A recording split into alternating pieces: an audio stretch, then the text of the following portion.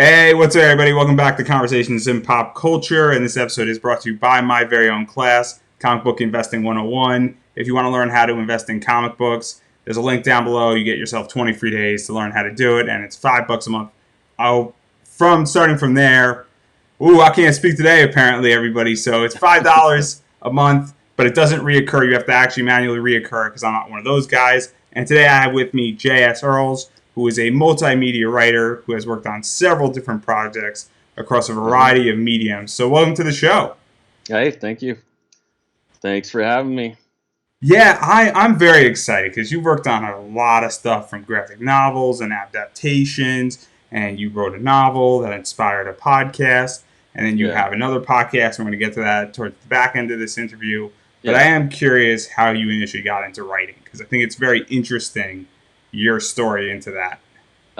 Yeah, well, I'm trying to think because I tell it different ways because it's kind of a long story in a way, but I definitely, when I was I was making comics, drawing and writing them in the second grade.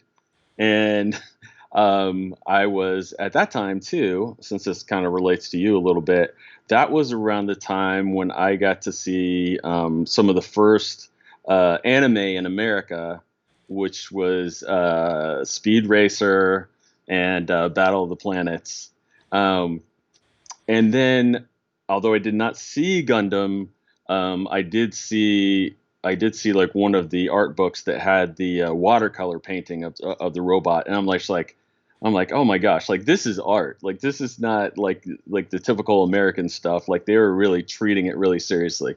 So it's funny. Ever since then, I've always had this thing of liking sort of anime stuff, and then also liking American stuff, and kind of going back and forth between the two. I think the older I got, the more older I got, the more I tried to kind of merge some of the different things and put some of the different elements that I like together. The Anyways, I was drawing a lot. I was drawing so much that um I was also a big time into sports and stuff too. So I'm one of those weird jock nerds.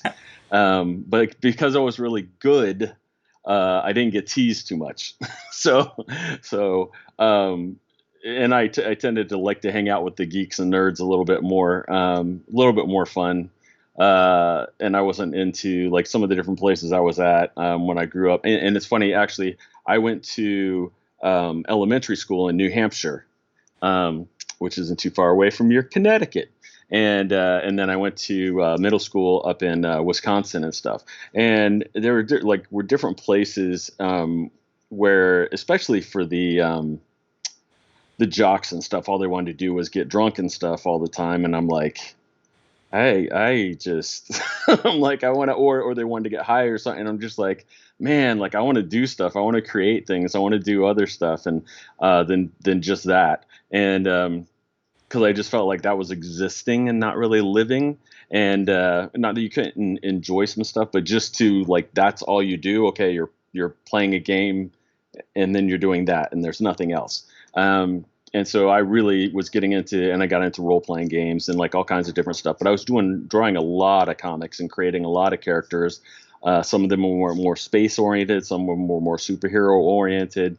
And anyways, I was doing that a lot, a lot, a lot. And then when I was getting into high school, that's when I started to get a lot more serious about it. And I'm like, wow,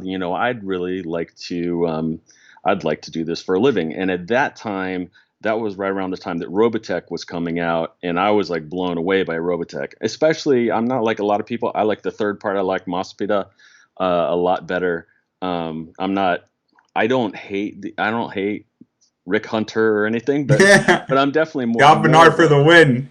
yeah, I'm more of a Mospita fan. Like I love the motorcycles that transform with the stuff on the back, and just the whole. I love the whole, because a lot of so many animes and really so many like cartoons and stuff back then. It was like we're fighting alien invasions, or we're always like fighting all this stuff. And just the fact that Mosqueda started with, okay, Earth is conquered, and this is like the long road back. I mean, it was almost kind of like a Walking Dead in a way, where it's just like the humans are just trying to survive. Like, we've lost the planet, and I'm like, oh my gosh. I mean, it was so intense, and like I love that, and but at that time, that was when I really started wanting to draw more anime style. And so we started, my buddy Dwight L. McPherson, who also went into professional comics and has also done some really popular Edgar Allan Poe comics, the Further Adventures of. And it was originally, when it was done through Image, it was Edgar Allan Poe, for whatever reason, but then they redid it. And So anyways, there were some different things happening around that time, and we started doing things and working on this comic, and then we were releasing it in the some of our local stores. We started getting it printed, and we even got a little bit of news coverage and all this stuff, and it actually sold like fairly well. It wasn't gangbusters, but it's really interesting too, because one of the stores, we really only had it in like two local stores, but one of the stores was Comic World down here, which is actually where Diamond Distribution began, was in the back of Comics World, and it was originally called Jeppy's Comic World. And anyways, like that was going really cool. But then my buddy that was writing that ended up moving away. And then as time went on, and I was still thinking about doing some stuff, and going back and forth between, do I want to do American art? Do I want to do the other? The more and more serious I got, the more I was really getting into the writing side too. I was constantly watching or reading stuff on writing and storytelling, especially like TV and movie screenwriting and stuff. Like, I was really getting into that side, and I enjoy the whole thing. And I was even making like homemade kind of like audiobooks and audio dramas. And I knew some like decent local actors, some that had been professional and even in movies. One of them was in the movie with Summer Rental with John Candy, and he actually played the lawyer in that. And he's great, and he read some stuff for me for free and everything. And anyways, it was around that time, and then later, like my day job. Well, I was also at the same time and never giving my hands a break, and that's why I have these wonderful things on. Especially because I was also trying to write and do some things up until the show here. But my I was also in a Christian rock band at the time, and writing songs and playing places. And then I was also, my day job was as an X-ray lab technician, and I would work 12 to 16 hours a day. So I didn't have a lot of extra time. And I bring this up too for like people who want to do creative things, but they don't find that much time. I mean, I would write, and when I first started getting a chance to write professionally, I actually would write on my, I would write music reviews, and then I also had some stories and some other things that I was writing, and I had to write it on my lunch hours, when I only really had, like a 45-minute lunch hour. So I only had, 15 minutes to eat and 30 minutes to write. But it was during that time that I actually got the chance to write for a syndicated strip, Steve Roper and Mike Nomad. It didn't do it under my name, although I think you can find it now that I was one of the ghostwriters It's on on that. Wikipedia. It's on Wikipedia. Yeah, yeah, because the writer had passed away, and I knew the artist, and I was friends with the artist's son because he had also played in bands that I had played with a lot. And that was when, so we had kind of like got hooked up again, and somebody had mentioned my name when we were around, when they were around the artist, and they're like, you remember that kid? And it's funny because I actually knew the artist from showing him my art like back in the day, and he's like, man, she's like, you're really good. Like, I'd like to train you if you ever wanted to do something. And I'm like, but then that was the thing. At that time I was starting to have a lot of problems with my hands and wrists and stuff. So I was leaning a lot more towards writing, because there's not quite as much constant wear and tear on your hands. and also the fact of that, like if you're drawing a comic, you can only really do one a month. But if you're writing it, you can pretty much do one a week. And and I'm kind of like an idea guy, so I'm like, man, I really would like to do four a month instead of one a month. And I was meeting so many phenomenal artists. That I was just like, I was like, okay, it's stupid for me to, because I'm meeting like, B plus, A minus artists, and I could maybe the best I could do is like B minus or something. And I'm just like, man, these guys are like, they are artists. They are freaking awesome. And so that was when I really started shifting to writing. And then I was getting to do that. I did that for a year. And it ended up being the last year because the artist decided he wanted to retire from doing that, and he wanted to kind of move on to other things. Um, but it was awesome because I actually got to create and I started even get to do helping design layouts and stuff of the pages and stuff with him, which was awesome. And I'd go over to his house a couple times a week, and we'd talk about stuff, and that was just insane because you had to, for syndicated newspaper things, you had to have one story for the week for the 5 days of the week, and then you had a different story for the weekend that you had to, and then you're coming out with pages every single day because they have to go to the paper every day, and it was just, I mean, it's just getting used to that. That was one of the great things that really helped me though, because it trained me to really think quickly and make decisions quickly and make story decisions and stuff quickly and understand how to streamline stuff, and just cut out the crap and not get so attached to certain things. That you do when you're less professional or whatever. I mean, when you just don't have time, you don't have time to do it. You got to make a decision. And so that really helped me a lot. And that's what I was going to say. I actually got to create like a key character in the last year of the Steve Roper and Mike Nomad. I created this the kind of like a long lost daughter for the main character, which was phenomenal because they got this huge influx of all of these female Steve Roper and Mike Nomad fans that were like, they were so excited to have a major female character come into the story. And he was like, oh my gosh, we haven't gotten this much mail in like years and everything. I'm like, that's awesome.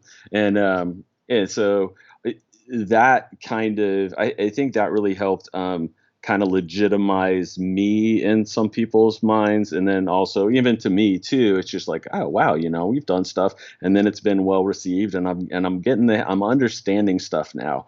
And I'm understanding from a artist perspective of what they need to have and what they don't need to have, and how to like treat artists nicely and not have them draw a million things in every panel, like save it for when we need it, but don't kill your artists, and different things like that.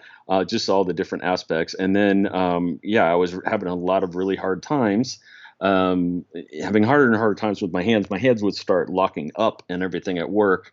And then I was having surgeries. And then basically when it got to the point that where I was no longer able to do my job, and I was kind of still recovering from like 3 different surgeries, was when one of my first real published thing that I had created got published, which was the Pistol Fist story, which was kind of like a superhero set in American Revolution times. And we're going to talk about it. We're going to yeah, and we had like 3 second. different. It was awesome. It was like 3 different. We had like 3 different publishers at the time that were interested, and I'm like, wow, this is really cool. But it was crazy because, and the other thing that's really kind of crazy about it, even though I didn't get really into it with the story itself, was that he's handicapped and he lost his hand, like in the use of one of his hands. So it's like, I'm like, okay, this is very oddly symbolic of what I'm going through right now. Let's talk about Pistol Fist, and we're going to jump a little bit, and then we're going to come back to something. Yeah. So Pistol Fist, for those who don't know, is very much alternative history. Yeah. It plays with the American Revolution. We have a runaway slave who sort of wants revenge for his brother that was killed. Yeah, and that's his main driving thing. He's really not necessarily on the side of the colonists, but he doesn't care. He just wants revenge. That's all he cares about. Yeah. And then he gets captured in the middle of a battle, and then they handicap him. The British, the U.S. in Yeah. this book is the good guys. I want to make that perfectly Right. clear. Yeah. And he then gets some obscure power that was taken out of Benjamin Franklin's mind, Notebook. Yeah. His and note. Yeah. and then it's a gun, and it's like a laser beam gun, for lack of a better word. Very Electricity. Yeah. Yeah. But electricity. You could go of with course, Benjamin electricity. Franklin, man. And so obviously, and it's sort of powered by his heart, and it's using some elements. Because for those who don't That's know, why they weren't too. That's why they weren't too worried about putting it on him because he basically gives himself a heart attack every time he fires it. And actually, and the crazy thing is, way back then, and I don't know if you read through any of the facts and fiction we put in it, but like back then, it was only like 3 or 4 years later from when that comic actually takes place, which was actually 1775. It was like 1779 or something when one of Ben Franklin's one of the doctors that he knew, a younger one that he helped train, discovered where the heart produces electricity, which is crazy to me.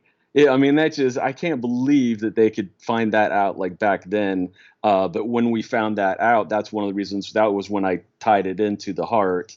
And then there's also symbolic stuff with that because there's a lot of symbolism. Like when he rides into that battle. And as you said, he is a runaway slave. He is related to Crispus Attucks, which was the first one to stand up to the first one to die at the Boston Massacre, who was also a runaway slave, and he's half African American, half Native American.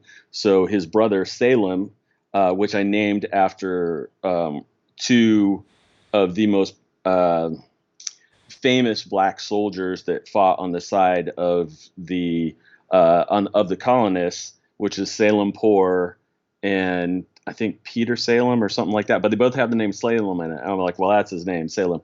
And anyways, but when he rides in, like for people that pay attention, a lot of people don't because they just look at it real quick. But when he rides in, he's on a black horse, and the black and the horse, he's holding it by the mane. It doesn't have a bridle. It's not bound. It's not. He doesn't have a seat and stuff. It's kind of a wild thing. And there's a lot of stuff like that that like I threw in there to be symbolic for a reason, which I love things like that because it kind of adds to the for you to be able to reread something and get something new out of it and to be able to enjoy it, even more. And I like things like that. I like things that are like, symbolic, even if you don't really necessarily point it out. well, But we could have an entire conversation. Sometimes oh the yeah, good guys wear black hats.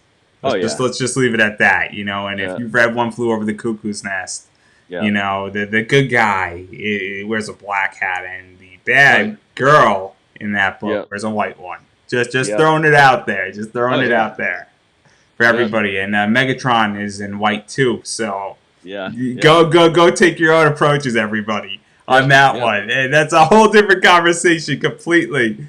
But yeah, but even to go further off of this, because obviously there's history in there, and then yeah, it's a new spin on the Revolutionary War, and then obviously we have that electricity with the big cannons, and then we have yeah. Franklin versus Franklin in many ways. And what is this like Which to take the Revolutionary War and then sort of give it an electricity and a steampunk and sci-fi feel to it? Because and then on top of that, you now have somewhat of a black hero in right, this, and it's fitting for now. I mean, yeah, not to get too political, but there's obviously a lot more focus with the oh yeah, passing of the guy who played Black Panther going on and what's going on politically, and so it's very fitting 10 years now after the book.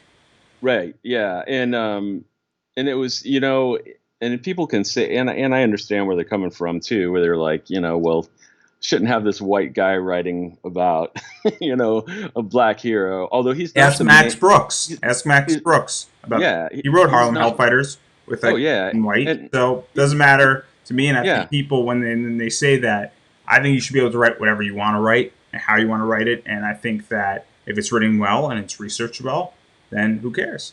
yeah. Well, and that's the thing. Like, I mean, because that really spoke volumes to me is we did have a lot of black fans of it, and we did have. I actually have quite a few Native American fans um, that it's just we just kind of treated things differently and kind of more like characters. The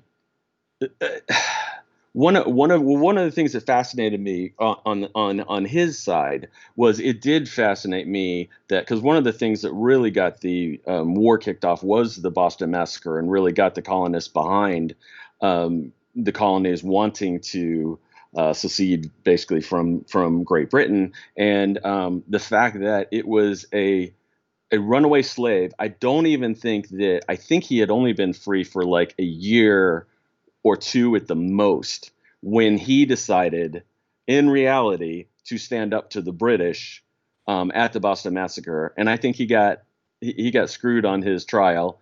Um, that John Adams basically, which I know what he was trying to keep us from getting into a war, basically. They said he was shot twice accidentally from the same gun, which anybody that knows about those old timey flintlocks knows that they only have like one shot in them, and then you have to reload the pellet, and then you get another shot, and it's like accidentally twice by the same guy, same gun. Like I don't think maybe once, but not twice. No, and um, speaking of that, another symbolic thing I did was we had him because he was in reality, Crispus Attucks was a dock worker. So I basically had him with a ship's flag in his hands when he gets shot. So the two holes in Salem's mask for Pistol Fist are actually the bullet holes that killed his brother, and which is also symbolic because that's like what he's seeing through. That's how he's wanting revenge for what happened to his brother. But just that whole aspect and the idea, and it really comes back to, and this is one of the things I really love too, was I was very careful about the people that I had involved, that it wasn't just uh, all to the right or all to the left. I'm not trying to, even though I have certain feelings and things from all the studying and stuff that I had done. I was like, the point of it for me was this needs to be about freedom, because like when you're boiling it down, like that's what it's really about. And that was one of the things that I think the Crispus Attucks really, because I mean that's the thing that like to me like that blew me away, because most of the runaway slaves and most of the blacks were on the side of the British when he stood up to the British, and and he got killed. And my opinion, especially at that time, was what was going on. It was he saw basically how the people in Boston at that time, because that's where they had the Tea Party and other stuff. The British were really treating like everyone in Boston who was not from Britain, basically like slaves. And like everybody had a soldier in their house.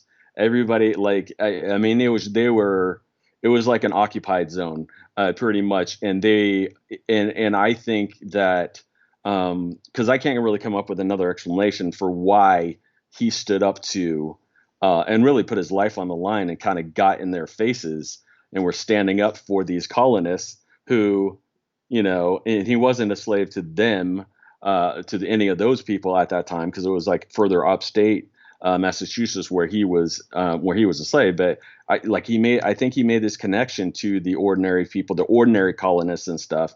And he was a dock worker just like him. And I think from everything that I had read and seen, they accepted him too. And so like I think he felt like a kinship with them, and that's why he helped stand up with them and really took the lead, because he was like basically like at the front of the people, and that's why he was the one that got killed. Although there were other colonists that got killed, but they all died after him. And they were all like shot or whatever. I think some were stabbed too after him. But just that whole aspect and the way that he was thinking, like it really made me think, that it's it's not just about, oh well, he's a runaway slave. It's like, no, it's about like he's seeing them being treated as slaves too, because it's not like the only um slaves in history were black. I mean, there's been lots of people have been Amlocks, slaves. Janissaries, the Greeks, the Romans, you name Oh it. yeah, yeah. So it's not. I mean, and especially like back in. I mean, you could say really the Romans. treated a lot of a lot of the countries that they conquered and a lot of places like slaves. I mean, basically with the way that they treated, I mean, they basically some of them they gave rights, some of them they really didn't unless they became citizens. I mean, there's just it's just been it was not good.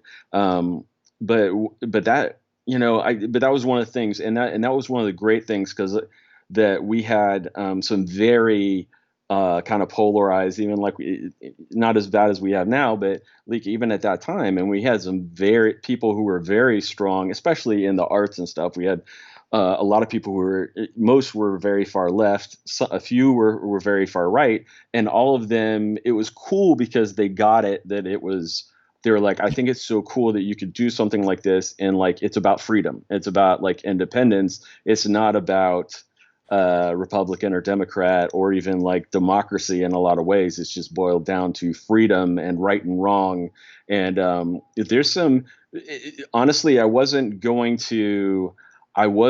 going to have Ben Franklin in it as much as I had planned until I really was doing so much research. I did want the connection. I did want with the electricity, which was really cool because actually a couple years after that was when I don't know if you remember this, but it was like in all the newspapers when they had gotten some of the one of the biggest fears and different things that made the British armies think twice about some things was some of the generals were hearing rumors about an electricity gun that Ben Franklin had created. And they, in like a few years after, like there was like 4 years or something after Pistol Fist came out, like these things came out that there were genuine fears that he had created these electricity guns that the colonists were using. Um, and so just even more, I was like, and it's great when you have like fans or readers, they're like, I mean, I'm getting the articles sent to me by like 100 different people because they're like, oh, it's like you must feel validated. And I'm like, wow, I wouldn't say that I guess that's what it was, but it's cool. I mean, to me, it made sense. But honestly, like I can't believe because there was such a rift between Ben Franklin and his son, and the British were so controlling over Ben Franklin's son that even when they made him governor of New Jersey, then when the colonists took New Jersey, they threw his son in prison. Ben Franklin went and tried to convince his son to renounce the crown, basically, and then they would set him free and let him out of prison. And his son refused to do that, and so he stayed in prison for the rest of the war, or until the British took over New Jersey again. But in the very end, when Ben Franklin died, he wrote in his obituary to his son or whatever, like that. Basically, or not obituary, his will. He said he like left him some land, and he's like, "That's all you care about. So here's some land, because that's all you care about. Like you don't like care about people or family or like whatever." And it was just like, and I'm like, I was like, oh, how can I not how can I not bring some of this family drama into it, especially because like we were looking at continuing this um, story and keeping it going for like an ongoing story or doing sequels and all kinds of stuff. So I was kind of wanting to set it up so that it could keep continuing. And Ben Franklin was kind of a great through line to be able to connect to a lot of different major events, and characters and people and stuff too. But yeah, So it's let's talk about that because obviously you mentioned earlier in this interview that there was three publishers sort of bidding or interested in it, yeah, and obviously you wanted to keep it going, and you had a lot of readers and people were interested in this because obviously it's something different in 2010, and comics in general were different in 2010 versus yeah, 2020. And even pre-COVID, we could even go back to 2018. 8 years has made a big difference from oh 2010 to yeah, 2018 on a variety of levels on how things are yep. done now. But what was that like, knowing that you have people interested, and then you obviously chose one of those publishers, and then Yeah. what was it like having because I don't want to use validation, but having Oh readers yeah. interested in it because that's important. Yeah, and for people who are trying to break in or whatever and stuff too, I will tell you too that one of um, one of the things that I really applied because a lot of people will hear stuff and they'll study stuff or whatever, and probably this is like you with your class thing too. It's one thing to hear this stuff, and then it's another thing to actually put it into practice and apply it. And I used a lot of the stuff that Denny O'Neil wrote in the DC Comics Guide to Writing, and that I actually really made a point of following and putting into the Pistol Fist miniseries. And I think that on the one hand, yes, I had a lot of interest simply from the contract, simply from the concept, which at that time, honestly, when this happened, that was all I had was a one sentence concept. I actually had gotten a reputation as a creative person, and Dwight L. McPherson and some other people had reached out to some different publishers. So I had different publishers that were asking me, it was like, hey, submit like 10 things, submit 15 things. We'll see like what you think. And so I sent them stuff. But the thing is, like, of my 15 things, like Pistol Fist was down towards like number 12. And I really I had not developed it anywhere near what I had developed the other things. Even though I had ideas, I just didn't have that much on paper and everything yet. But they're all like, because a lot of them had interest on a Friday and were basically wanting like a full series synopsis by Monday. And so I'm like, okay, I'm gonna have a busy weekend at the library and stuff, making sure I got all my stuff together and write it all out and get it all together. And so it was, yeah, that I'm like that. And I mean, the good thing is too, like when you don't have a lot of time and it's like, okay, they like the concept, then it's like, again, like it just really helped to be trained in all the streamlining and not be distracted by the stuff that's not important. But yeah, that was, yeah, it's obviously validated. The bad thing is at that time, independent comics were definitely, because it was actually around 2006 when this was really starting to happen, and independent comics were really kind of taking a downturn. And like they were not like, I don't, some of the most popular independent comics were only selling like 8,000 copies, which is unheard of now, and it was unheard of a few years before that. But they were going. Independent comics were really taking a nosedive. So no matter how good you were considered or how much respect, like it was great because I had like uh, Chris Ryall from like IDW He was and a on my bunch. show. Denny was on my show. Yeah, I had a lot of, I made a lot of contacts because they all like, I love the book and everything. But they knew I was with a different publisher. So they didn't want to say, hey, why don't you bring it to our thing? But then when, the publisher I was with ended up transitioning from, they were getting these big offers, to create stuff for other publishers. And they were going to pay them to be more like a studio rather than a publisher themselves.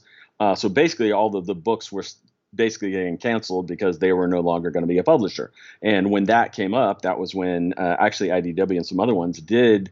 They were like, "Hey, if you ever want to do, like, I'd love to publish Pistol Fist," which was great until I didn't hear back from IDW for many months, and then until the day after I signed with another publisher, and I'm like, oh, like I wish I would have been with IDW because they were kind of on an uptick at that time, and I was just like, and just having, it's great to, even when I have been with what some would say not the best publishers or whatever, passion goes a long way. And like the publisher I went with Darren Davis, Blue Water, he was mega passionate about Pistol Fist. Loved it, loved the art.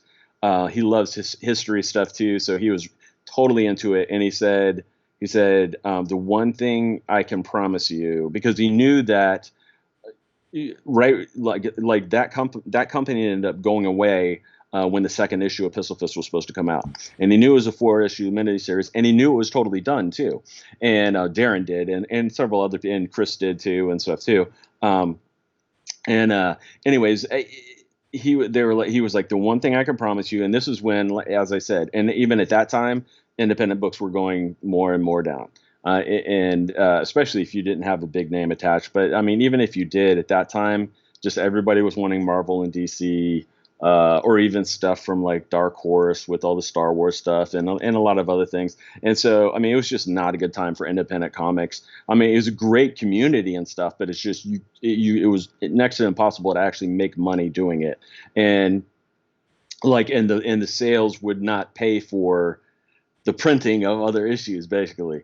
So but Darren told me, he's like, if you go with me, he's like, I know sales stink right now. He's like, I don't care. Like, and with anything, it's like you just like from the issue 1 to 2, you lose like half your things or more, and then it keeps Rare going. to go up on that trajectory. Right.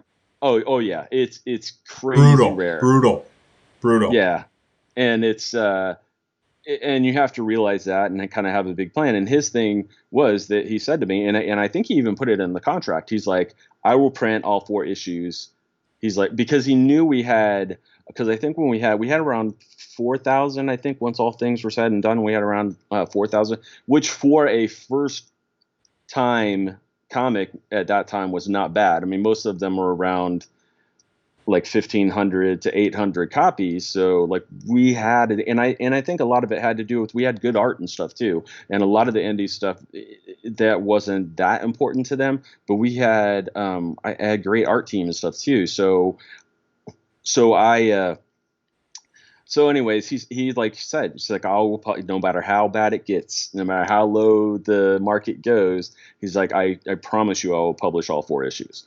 And that was a big thing for like a lot of our readers that we did have, was to do that. And so I was like, okay, it's like, let's do it. Like, I'm not expecting the world, but it's like, man, especially when you put all that time and energy and a lot of it, I had borrowed some to be able to do it. I used a lot of my tax returns, and I also borrowed some money from family.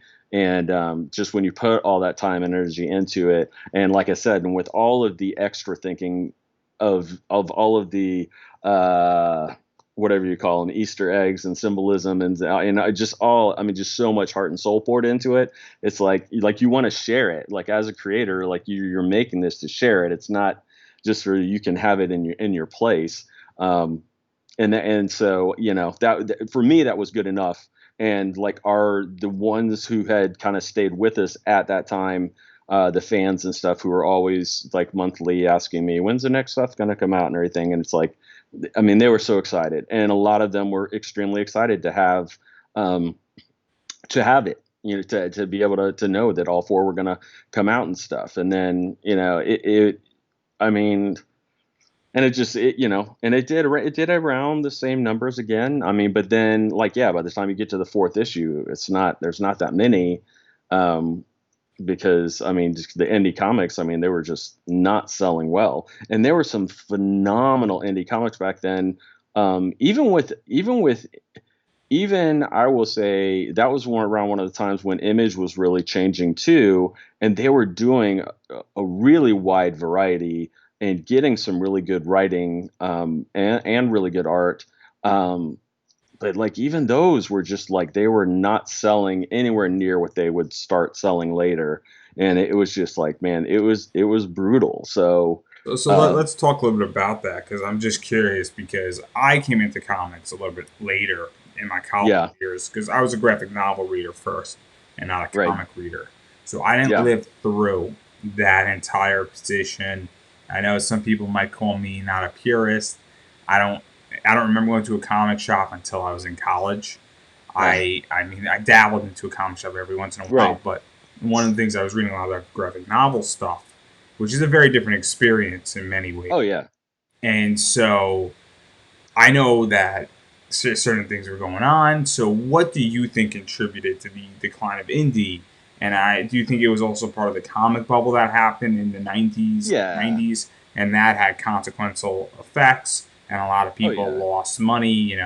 Matt Hawkins has said on my other show, his years in his like 1996, 1997, 1998 were his biggest, years that he made money. And he goes and looks at his tax statements and his Social Security contributions and the money he made. He's like, holy shit! Like, I made a yeah. lot of money that year, and like, so do you think that's part of it, or do you just think that the industry was changing and that new players were entering, and Image was being reborn, and Zenoscope came onto the scene back in 2005, and now they're 15 years old, and things like Right. that. Yeah. I mean, I think, yeah. And I would say even, trying to think, because also I think at the time too, I think manga was getting really hot. And that was, I know a lot of Competing, the manga, yeah, competing. yeah, were kind of, yeah, they were so hot, and they were being, I mean, they were being carried by the big bookstores and stuff with Books a Million and Barnes and Nobles and other places, like so much more than any comics or even graphic novels. I mean, they just had it was just so hot, and it really during that time that was I think that was a big thing. Tokyo Pop was huge at that time, and I mean they were just I mean it was insane. I mean that I think there were just so many different things. I do think that too many of the gimmicks, uh obviously with some of the comic stuff with the different special covers and people, because it's expensive to print that way too, so it's like if you don't sell all those things, like you're really digging yourself a pit, money wise, that and a lot of publishers ran into that problem. It was also a different kind too, because they were changing the printing style, they were changing, they had not all then, but they were still kind of perfecting some things. And it's like a lot of things too. I mean, it was super expensive to do stuff, and then you have them not selling as well, and then you have the competition with manga, and it was just yeah. There's just so many different things, and I think that around that time, Marvel and DC were both kind of in a rut with what they were putting out, so it wasn't a great time. I mean, I will say, and that's the thing. I mean, like the graphic novels around that time, like were great. There were some really great graphic novels, and I still love Mouse and Mouse 2 and a bunch of other like just amazing graphic novels that were coming out at that time. And but like even those were still like the sales of those was like paling in comparison to like what manga was making, and what they were bringing in. And of course, I'm kind of excited because I liked manga, and I was very interested in Yeah, uh, let's talk about that because the you have a Asian stuff. connection. Yeah, and like some of the stuff that I like, I really, and I still do, and with anime too, like just all of the different. Obviously, with saying all the symbolism, I mean that's in a lot of manga. I mean, and anime. I mean, they get so into symbolism, and uh, I mean, it's like because for us, it's like, like for us, like when like we get into the cinematic nature of stuff, and we'll say, oh, when somebody's sad, you kind of do a down shot, so you're like looking down on them, and it's like, but like when they do it, like they just add so much more like detail and stuff to it, and it's like they'll have dying flowers in the scene, and they'll have. I mean, there's so Also, much that manga yeah, is a lot of manga is weekly. It's it right, and it's now becoming more monthly with certain titles. But when it's a monthly title, it's like 45 to 50 pages. right, And yeah, even though it's in black and white, and comics in America for the most part are in color, there is a yeah, big difference when you're getting a 50-page book oh every yeah, single month, and or you're getting 15, or I think it's now 18 with Shonen Jump, and it's like oh yeah, 18 pages, and so now you're getting one every single week, and that you oh can yeah, now get it, I think, even faster, where it comes out in Japan every single week, and oh yeah, yeah. it, And you it, can it, watch the live feeds from Japan now and everything. It's like I did that with Attack on Titan. Like that was one of the first animes I saw that was actually doing. I'm like, this is so freaking cool that I can It's watch like a this. week late. It's like a week late, and or Yeah, it's an hour late on Crunchyroll, and then yeah, the dub version is like 2 weeks or 3 weeks later, which is yeah, insane.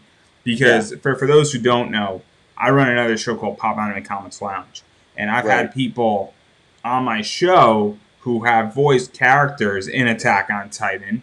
I've Yeah, made my career partially out of Attack on Titan. I've been cited in PhD papers because what I right. did with Attack on Titan, comparing it to The Walking Dead and Fahrenheit Yeah, 451. So when you're 22 and you have 32-year-olds citing you in PhD papers, you come yeah, speak to me because I've yeah. done it. and I've sold out and booked rooms, not getting paid at cons because of Attack on Titan, and I'm like the expert on Attack on Titan. And there's been a bunch of voice actors on my Right. show, including the guy who plays Rainer from Attack Yeah. on Titan. And so that's a very interesting interview. But even to talk about that and all that stuff and how it is faster and they do certain things and that you've edited for Tokyo Pop from my Yeah. understanding and I Yeah. love Tokyo Yeah. Pop. I think they've done Love Hina, which I was probably too young reading Yeah. that, but it's changed my trajectory completely. That and when Phoebe Cates took over Top in Fast Times at Richmond High, but that it is a different discussion completely for That's those. a very different time period, but Yeah, but those two things changed the trajectory of my life clearly. So we all know where I stand now, everybody. But getting back to the editing side of this, what yeah. was that entire experience like? Because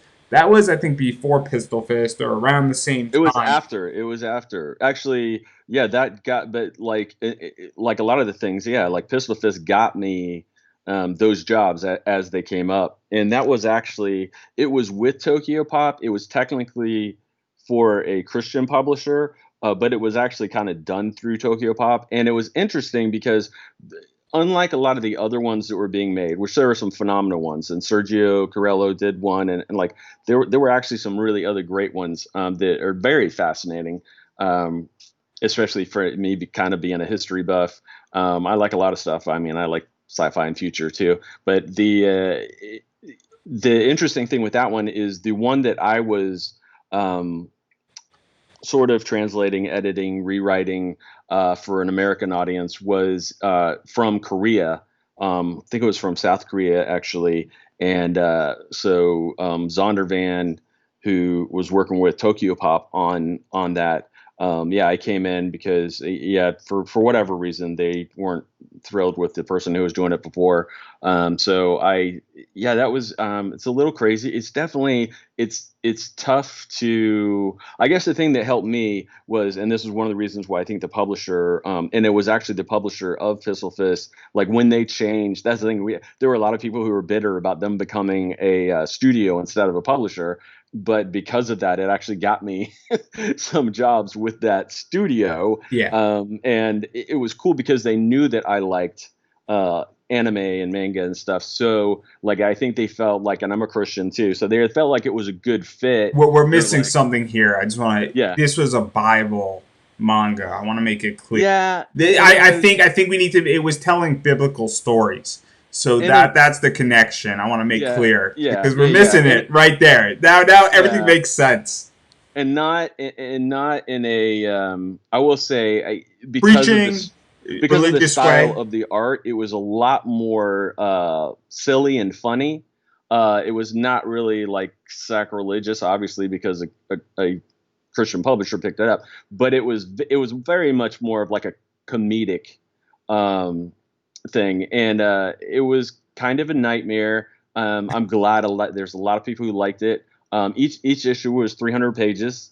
And it was like I think there were like 9 or 10 volumes, and I did like 6 or something like that, or 7, and it was like that a lot of work because yeah, because there were things we had to do like flipping the pages Right. or flipping the panels. There's some things we had to redraw. So There's a lot of stuff we had to let's add. Um, let's talk about that for a second. So manga does not read like traditional right. American; it reads the other way. For those who don't know, Yeah. also certain things in Japan and Korea and in the East do not make sense in America by definition. Yeah. Yeah. There are sayings in Japan that do not do stuff. I have an entire Christmas panel, and Christmas is celebrated very differently in Japan than it Oh is in yeah. America by definition. And then it's awesome. Japanese Christmas apparently is wicked cool. And Valentine's KFC Day. KFC is awesome on Christmas in Yeah. Japan. For those who know anything about Japan, look up KFC Christmas Japan, and you will be beyond fascinated for hours. I say. But I Yeah. digress right there. So then the reason why I bring this up is because it is very different, and Oh there yeah. are things you have to add and put in there and tell. And then the other thing that I really liked about this, because I found some stuff with my Yeah. digging and sources, is that though it does appeal beyond religion, meaning Yeah. that it's not just meant for, it's not a replacement for the Bible. It's not a Right. replacement, and it's not preachy, and it's Yeah. not, pushing the line. It's meant for everybody to read. And if you just want to read a biblical story and get the lesson, because Right. that's what it boiled down to me in many ways, where I got the lesson out of these stories, and I Right. understood these stories, and I didn't need to be ultra preached to, and I didn't Yeah. need the biblical, hard God being difficult story. Yeah. I got it watered down, but to the point of where the lesson wasn't unintact.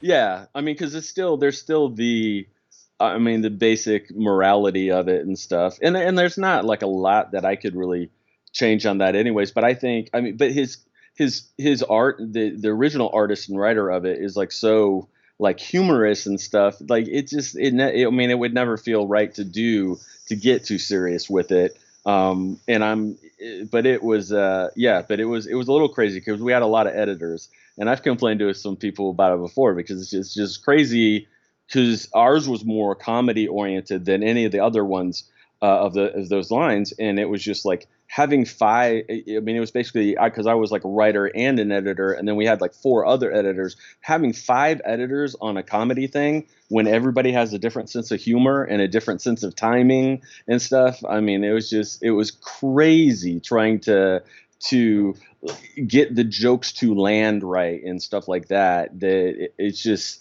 it was very frustrating for me, but I'm glad that uh, there's a lot of people who really enjoyed it, and there's a lot of kids and a lot of adults who really got a kick out of it, and they're like, oh my gosh, that was Probably hilarious. And also it was probably also somewhat of a gateway, because yeah. I could tell you that certain books and certain mangas are gateways where Oh parents feel yeah. very comfortable. Certain comic books as well, where they feel Yeah. very comfortable with things.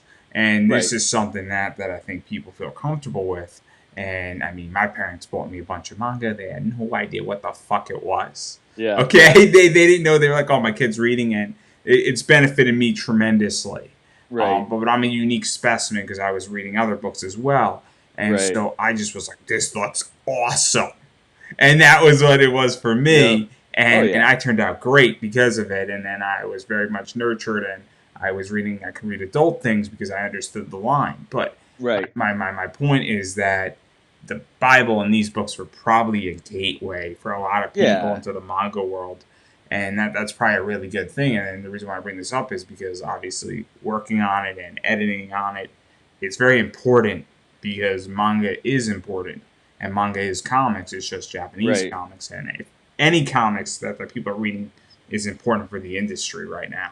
Right. Well, and it was great. And as I said, I mean, the cool thing for me was that even though American comics were like taking a dive at that time, it was a great time to work on a manga thing because, yeah, I mean, those books sold really well. And like for people that even go on to, I think like the Zondervan website, and I think there's some weird way that you can also get to it through Tokyo Pop, but it's a lot easier to go through Zondervan. But like even on there, they still have a lot more of them of those in print than any of their other graphic novels that they had like from that time period.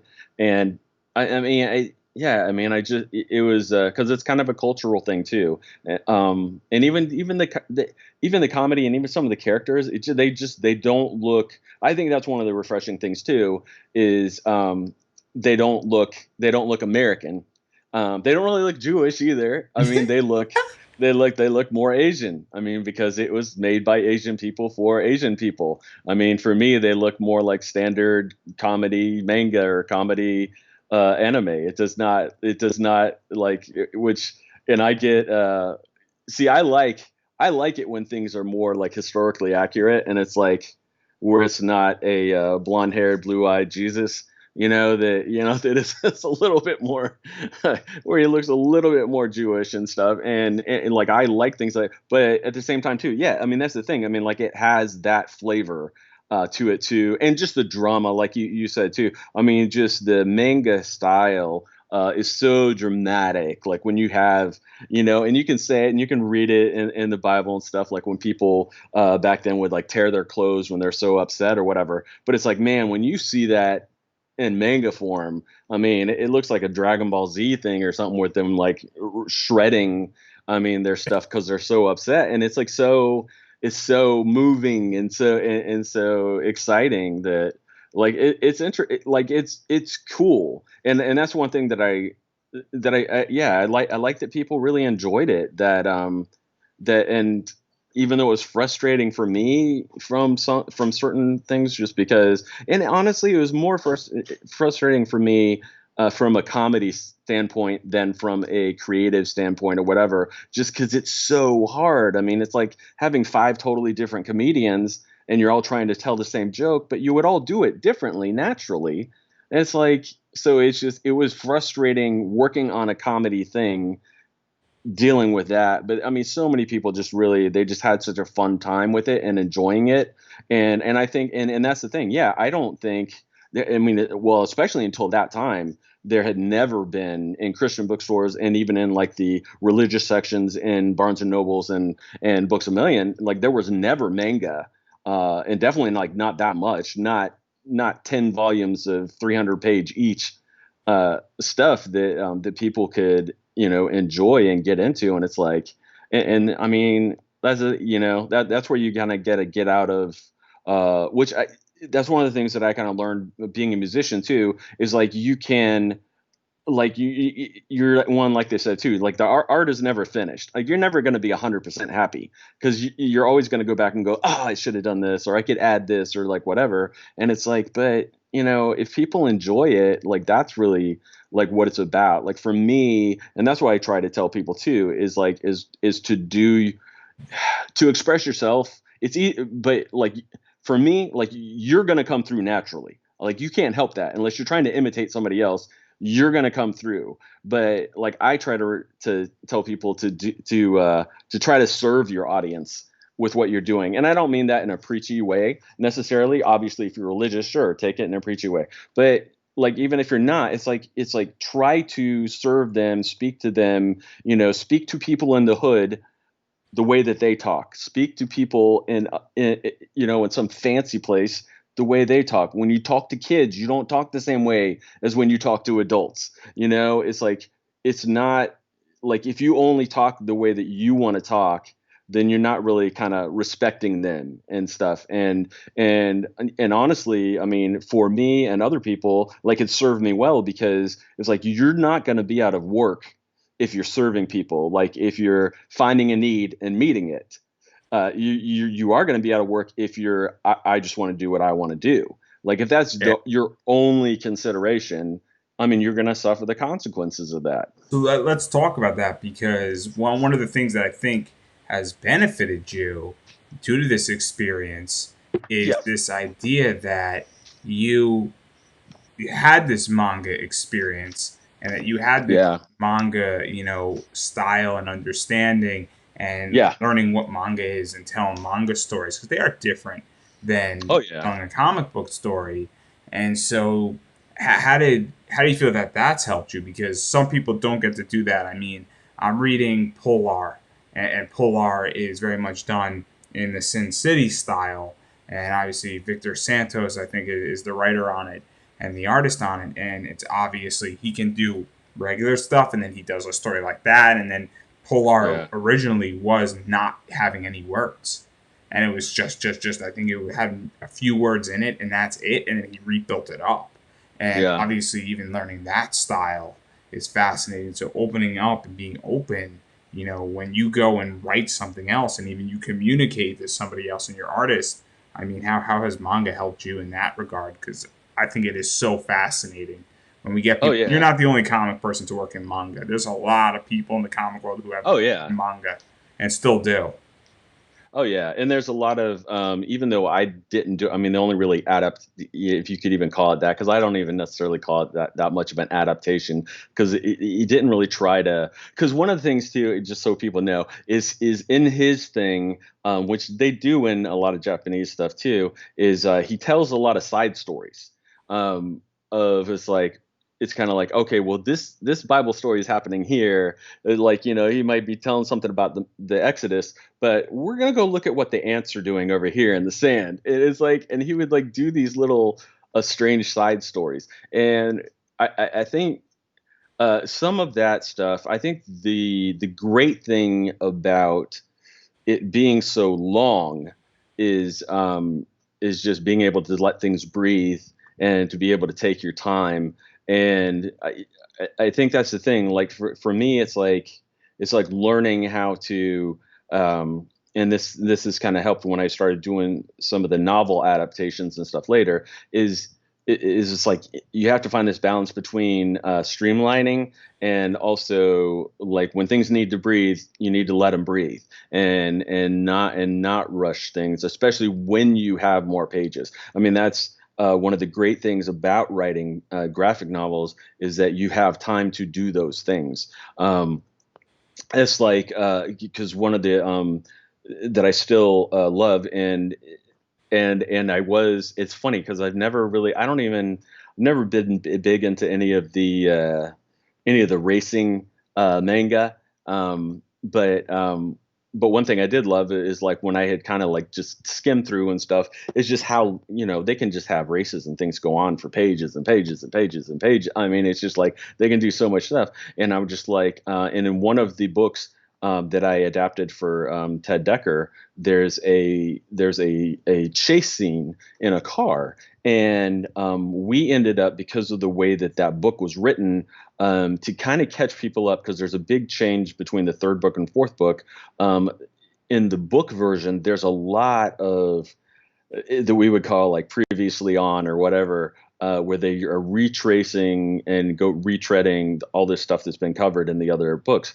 And we knew that eventually that all four of these graphic novels that the adaptations we were doing were eventually going to be collected together. So we weren't going to need to do that because there's a lot of people that would just read it all at one sitting or over the weekend or whatever. And so we're like, well, we don't want to do this big retread. So we have all this extra space. We had probably about 24 extra pages in this It's a nice problem it, to have. yeah, and I was just like, wow, it's like, I mean, usually it's like, man, but because they're, and the thing that helped too is because those adaptations were of were of young adult books, so they were about 100 pages shorter than a regular novel. So it was like, wow, like we really have some space here. And that was when I kind of pitched them on this idea of, I was like, well, let's like I was like, what if we like made the chase like longer? Because there's stuff that happened. There's a lot of little things that he wrote in the chase that were like cool. And I'm like, kind of taking it, and then I was kind of taking my own version and kind of like was describing to them on the phone and different things, because I like if you stay with them, I was kind of like, well, okay, well this happens here, so then this happens. So like if this then that, and if this then that, then this then that, and it was kind of one thing after another, and it turned into um, this whole. It was very cinematic. And it was very much like some of the manga that I have seen of the car racing and things and stuff, where you just get so many different angles of the cars and so much different crazy stuff happening. And even the beginning was like hilarious because it's these people from another world, another Earth, basically, and they don't know how to drive a car. They're still trying to figure things out, and so they have this guy that's on the windshield. And even with that, like I did this thing where he had like a big goatee and his goat and he was and then they're trying to make the car go, and then instead of and he like jumps on the hood of the car, and instead of him, and this was not in the book, but some things, and I can't remember which things, some things Ted liked so much he actually went back and added to the book. Not a ton, but there are certain things that he did add, which was like, oh wow, that's really cool that you actually have the author that wants to do that. But anyways, this guy lands on the hood, and then and I have all this. There's all this cool action and exciting stuff, and there's kind of like this fighting, and then they're trying to get the car to really go. And they kind of like spun out a little bit, and this guy is on the windshield, and he's like, "Get out of my car," because it's his car. He's like, "Get out of my car," and he has the goatee, and then the kid he's trying to, he's hitting what he thinks is like the go button or whatever, but what it is the windshield wipers. So and the windshield wipers get stuck in the guy's goatee, so you just see his like face going like that across the screen, across the shield, and it's just like squeak.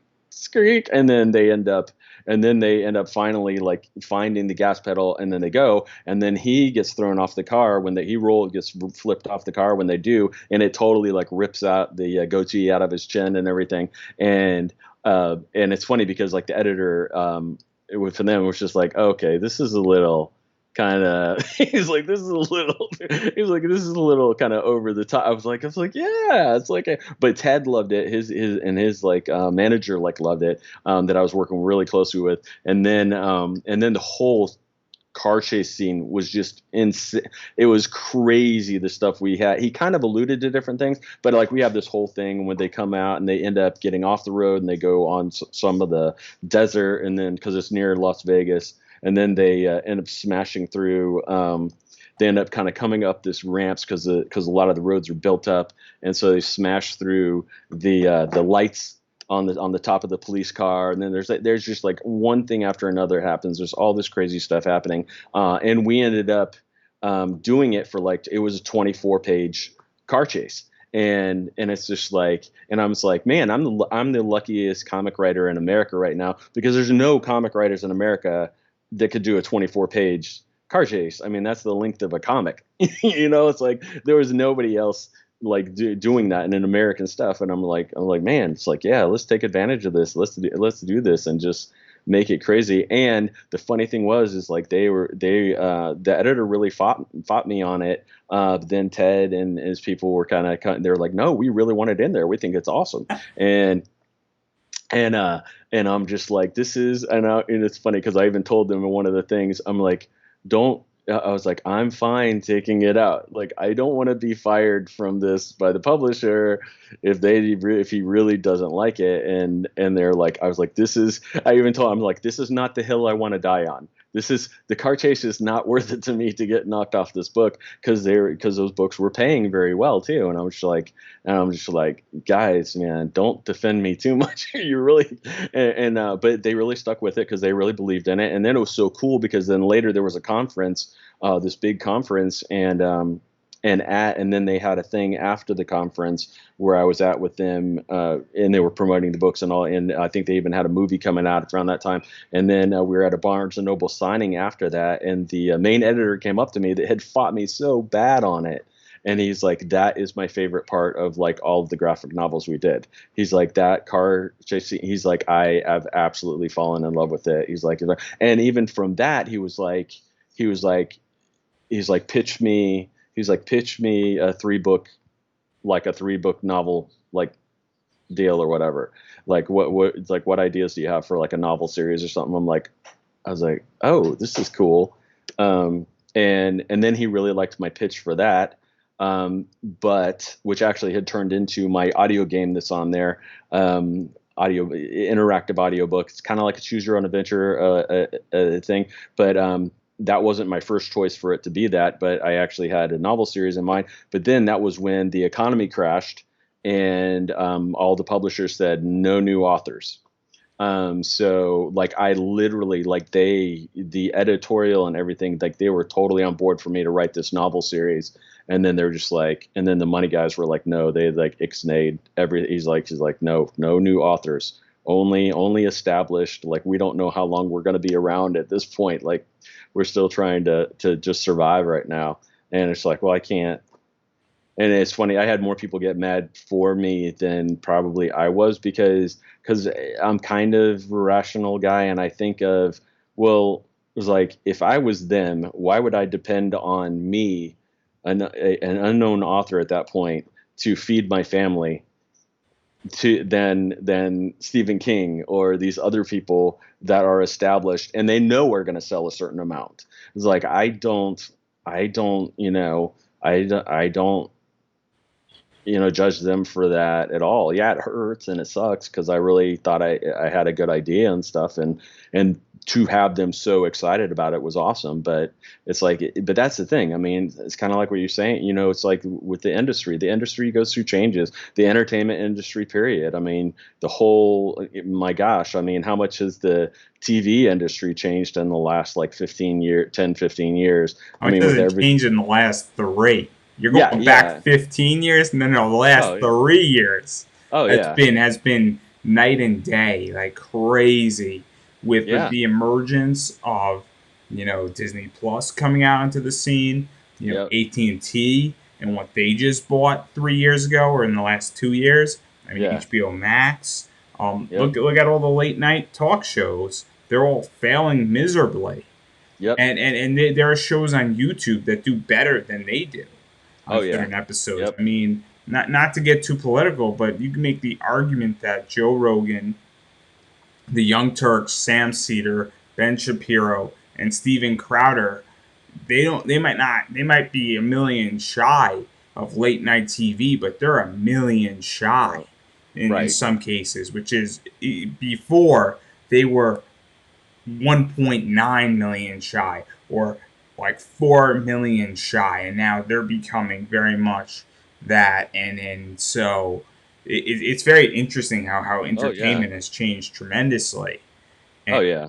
so not to get too political, and that's why I mentioned both sides of this, because I love this entire Yeah. genre of how things are changing and there's money to be Oh made. So yeah. And there's always and there's new opportunities for I mean with virtual reality and just so many other I mean it's just it's insane and I guess that's the thing where in some ways I feel like I'm in a good space because I'm not so in some ways it's terrible because I've had my hands in so many different things, but at the same time too, like it served me well because then I can bounce between different mediums and stuff, and I've been able to do stuff in different things. So but I mean, but especially for any kind of storytelling stuff, it comes back to story, and even with I mean, really, I mean, a lot of story most of the editors on reality TV shows use a lot of storytelling with the way that they selectively edit the stories and yeah, I'm no fun to watch that stuff with because I can tell you that it's like if they're showing you so much of this I'm like they are setting you up for disappointment or drama is like look what they're happened with totally Survivor. Look what happened oh with yeah Survivor. Not Winners at War, but the one before that. I don't know yeah if you know what was going on with it. This is so a fascinating. little bit So there was a guy who was accused of having something with sexually misappropriate talking right somebody, touching somebody, and then somebody else played that off in the game and then incorporated that into it and eliminated a threat. And then what wound up happening from there is that the guy did it again, but not to another castmate, but to a producer, supposedly, and then was kicked off. And Survivor got a lot of criticism for it, and rightfully so. I mean, it's the Me Too movement. It wasn't right appropriate, but at the same time, they got a hell of a lot of views for it too. And yeah whoever made that call, and it's not right or wrong. I mean, it's probably more wrong than right now that I think about it. And having said it, I'm going to correct myself before I get right shellacked here. But obviously, somebody as an editor and taking away the morality for a second clearly was telling a story and yeah was aiming, and they got a lot of views for it, whether it was right or wrong, and a whole bunch of stuff. And then when we say that of what they were doing, the ends justify the means, and all that stuff is up for everybody to decide. And you can do what you got to do, everybody. But yeah that's a very interesting position to talk about when you talk about reality and how things are set up. And I think everybody who wants to write comics or stories can take a lesson from that. Not yeah to be that guy who got kicked off, but how right to oh yeah write something and how to structure something, because that is the pinnacle of writing, in my opinion. Yeah. Not Well, and like saying, you're not saying with saying, YouTube and everything else, I mean, it's all you're all selling something or telling something, and you're framing it a certain way, and you're doing it a certain way. I mean, I mean, to me too, I will say that too, with like music and stuff, it reminds me of like of a song or an album or a big composers with the big orchestra, and you do these things and these ebbs and flows, and I would say that's one of the things that I love with writing. Is I'm more drawn to people who write that way, or stuff that there's a flow to the way that everything is happening, and that they're kind of like in touch with that. But I mean, and I think some of the best comic writers and comic artists are innately definitely naturally, and then they develop even more to be like just so in tune with that and how to do things and how to where it just flows, and they just hear it, they just hear that visual music or they hear like whatever, like they feel the timing and the stuff, and especially like Neil Adams and some different people, the way that they would lay pages out and do things is just it's just to have that flow, and I kind of miss that. I think that's one of the things I miss. And honestly, I think that there's kind of it's tough because it's kind of a disservice. There's a good thing of Marvel and DC hiring a bunch of foreign artists.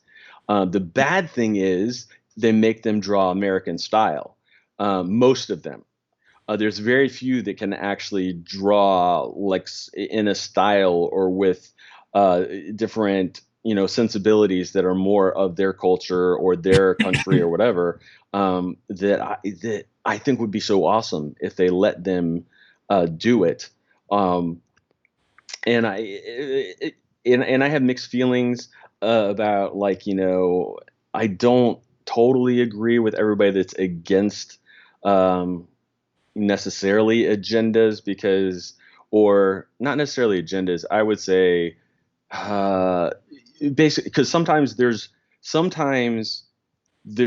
things don't change until you make people change.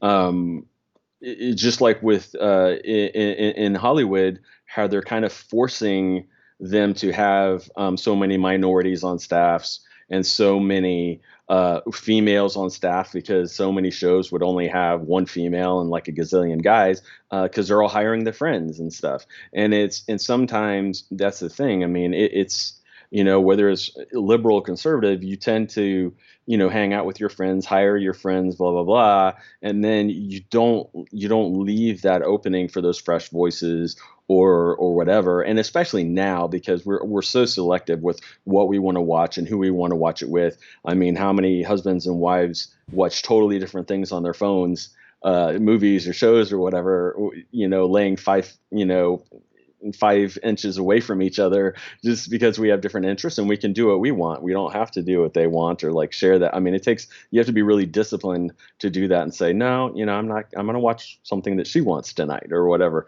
I mean, it's so much about us that sometimes like we need those things. I don't totally agree with them because I don't like things being forced. But at the same time, too, it's like sometimes you just don't get those opportunities. And with me being disabled, and I know you have some disabilities, and there's a lot of people. There's times when where disabled people don't get an opportunity unless there's a mandate um, to be able to do stuff. I almost sold I don't know if you ever watched Warehouse 13.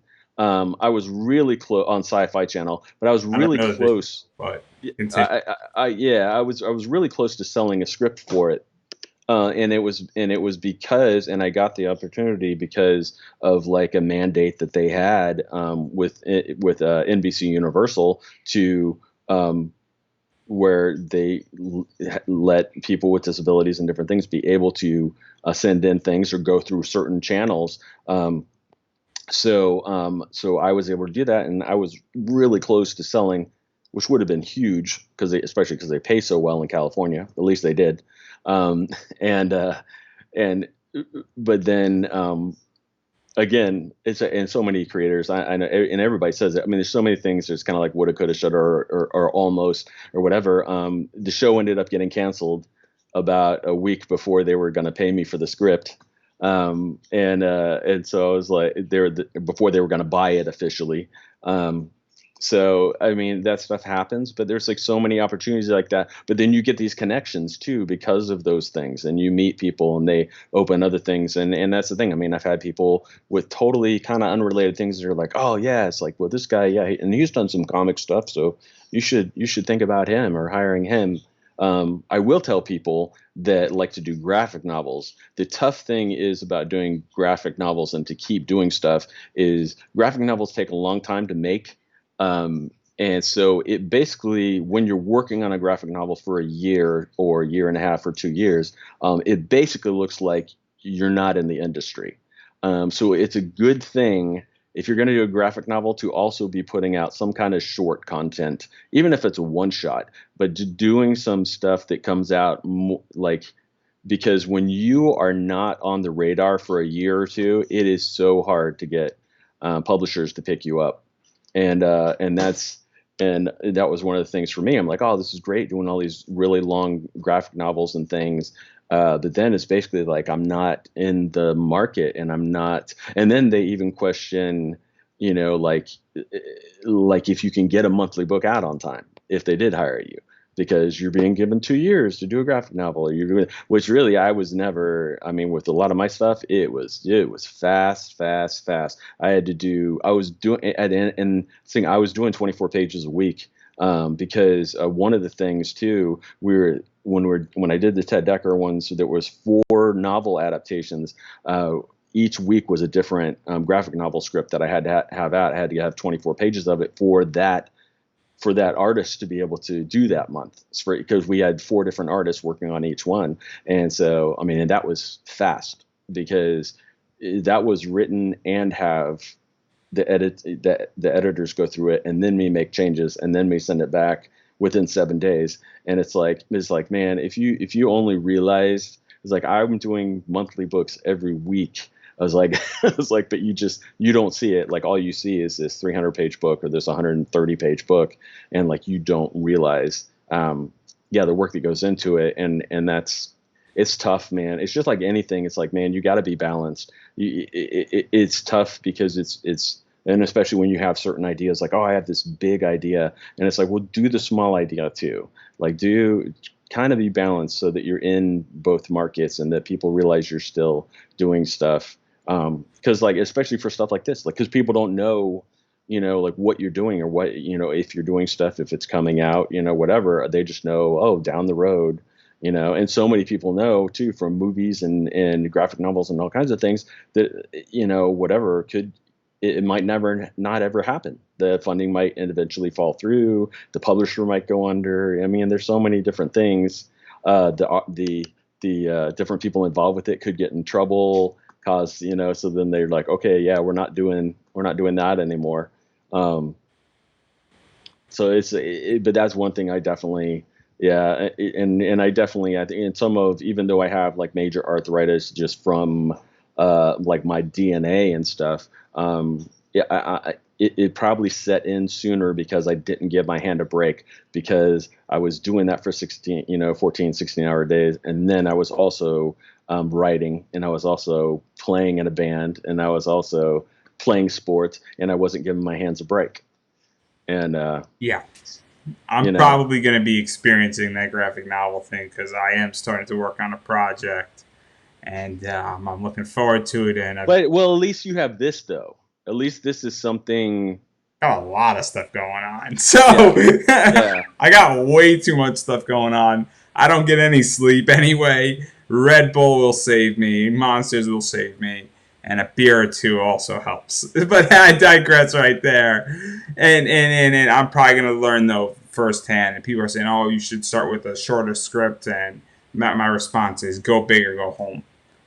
In which yeah, that I'm doing it on spec, and yeah, I have to tell this story, and it's a personal story, and I don't want to give too much away, but I have it pretty much in my head, played out, and now it's just plugged yeah, into a script. So I'm gonna find the hard way how to do it, but I'm definitely not gonna be looking at it from a Kickstarter perspective. I'm gonna try to shop it around a little bit, and I yeah. have a few connections in the industry. Right. I just don't want to do the Kickstarter method. It's just, if it can be avoided, it's just not something I want to deal with because it's going to give me a headache. Just saying, nothing Yeah, against Kickstarter, but let's jump it's a lot of to work. it is, and it's not something I want to do when I got so much stuff going on. Yep. And given that they were speaking about Survivor, I want to touch briefly on the Cry because I Okay. thought this was a great one shot. I think it's Yeah. super interesting, and I don't know if you know this fact, but there is more death by definition, and we could call the definition what it is, but there's more slavery in the world today Oh, than there yep. ever been before. and that Yeah. slavery is in a variety of methods. And I'm not even going to speak from a capitalist perspective of wage labor, but more Right. sexual trafficking. If you go and look at history, there's a lot of stuff going on in countries that want to bring it into the U.S. There's a lot of stuff going on in the U.S. Not to get too political, but ICE has actually stopped about Oh yeah. 30,000 sex traffic issues. Yep. So that's something to understand. Probably the FBI has done a lot more work in that as well. So naturally, if you live in the U.S. and you're hearing this, there's a lot of stuff that goes underneath and goes on in weird positions. So this book Oh yeah. really deals with that. And so where did this idea come from? Because we got a weird situation going. I'm gonna describe it in the best way that I can. But we got a woman getting more or less molested by her sure father or stepfather, Yeah. That we don't show any of that, obviously. and then she runs away, and she runs sort of into the hornet's nest where Yeah. bunch of people are being trafficked. And I Yeah. don't think her father is connected with these traffickers, No. but No. it's very interesting how things are going down a certain way, where obviously these traffickers are going down a direction similar to what her father's doing, and then she opens up the back of a truck and boom, it's like, and you're like, oh, and then there's a protector, for lack of a Yeah. word. Yeah. Yeah. Yeah. And even, yeah, and just Sick is and one of twisted. those things that's not comfortable for people to talk about. And people that have been through it don't like to relive it. Like they don't want to talk about it. They don't really, because it puts them in a bad place. Which I've learned about because I've been involved with this a couple different times with this idea, and then I finally did it the way that I did it there. But honestly, and that's the thing. Like I'm like, and honestly, in my opinion, from all the stuff I've seen and read, like I don't know why, because it's been going on a long time. Like we said, that Trump and before Trump, that all of the different politicians, including Obama and others, that wanted to build a wall. It's like there's from a morality standpoint, there's almost more of a reason to do it to stop human trafficking or to really seriously hinder it, Or because a and be lot of tougher it on a it. lot of it comes from Mexico or from below Mexico and through Mexico It into the goes through United States. Honduras. Yeah, So all of this and all the drugs, by the way, for those who don't know, all of it goes through Honduras. There's a reason yeah, why the U.S. has a position in Honduras. A lot of stuff that's coming from South America comes through Honduras, and yeah, Honduras is a massive problem in the world, be especially for the U.S. And it's not that the people of Honduras are bad. It's legitly it is the only way to move things right, through. It is a country that has to be crossed. You don't have to cross other countries if you want to move something from Chile right, you don't have to cross certain countries, but you have to cross Honduras. And so yeah, a lot of it's coming through Honduras and then comes into Mexico and then beyond. So yeah. when we say that it's not necessarily Mexico that's the problem, they're That's just doing it. Yeah, yeah, yeah. it's they you have to go through Mexico, and so Right. naturally when that happens. But I figured it out. Especially I know a because lot yeah, about this. because yeah, actually, and that's where the money is. But that's the thing. Why did Obama not bring up human trafficking for a reason to build a wall, even though he was for it? Why has Trump not brought up human trafficking? Because it's an uncomfortable thing to bring up. People don't want to hear it. They want it to just go away. They don't want to address it. And it, even though the evidence is there and there's so much other stuff, and I'm just like, and it kind of has driven me crazy because I'm like, why will they not do this? But honestly, it really comes back to, and I don't know how many people, I'm sure people in Florida will remember this, although this was one of the times when Florida was really in the national news, and people were like, "What the heck is going on in Florida?" And it was really disgusting. But it was. I'm trying to think. It was the early 2000s, but we had like four different major cases of where there was like a little girl a different little girls in different situations who were either kidnapped or whatever. Most of them ended up being killed and stuff. Totally different places all over the state. Very very serious and stuff. But like at that time, I was a young father and everything too, and I'm just like You're I watching was your kid like so a hawk. You're watching your kid like a yeah. hawk, right? I'm just like, man, if it was like, I don't like, I think I'm a pretty good Christian boy, but man, if somebody did that to my daughter, I don't know. I could tell you I, what you would do. I could tell you what you would yeah, do. I know you know, exactly what you would do because I would do the exact same thing, and I've uh, publicly stated it before. I know exactly what you would do. yeah. So, I mean, I mean, for me, and it was, and then I was just like thinking about it because, and I was just like, man, I need to get this out. And that was when, I mean, just like one of the nights I was just like, um, I was just like really thinking about it. And I'm like, well, how, like, I want to make a creature or make a hero or something that can, cause it would just, man, it would just, man, I'd start crying thinking of these kids in the trunk of a car or these, different things are wrapped up in duct tape, like a mummy or something. And there's like, and nobody can, knows they're there. Nobody can get to them, whatever. And I was like, and I'm just like, man, how would you know or how would you get there? And then I'm like thinking, well, the kids are terrified. The kids are crying. We'll make them, I'll make this creature that is like made of tears or can like travel through tears.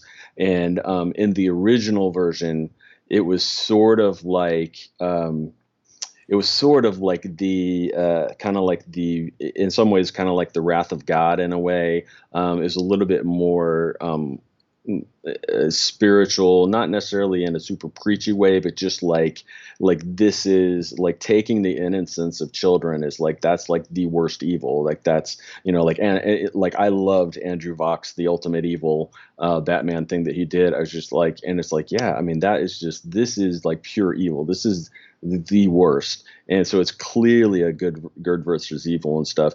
And he even gave us a quote, but then he didn't like me using it. I'm like, well, why did you give it to me if you didn't want me to use it? But he said a thing about the because I really originally started it this character and stuff as an anthology for a lot of different comic writers and comic artists to get involved with. Actually, Tom Waltz from IDW was one of the writers on it, and anyways, it was and that's actually how I originally got in touch with Chris Ryle because he had contacted me because they had Tom Waltz his first graphic novel that he had published by IDW. They wanted to include at that time it was called The Sorrow.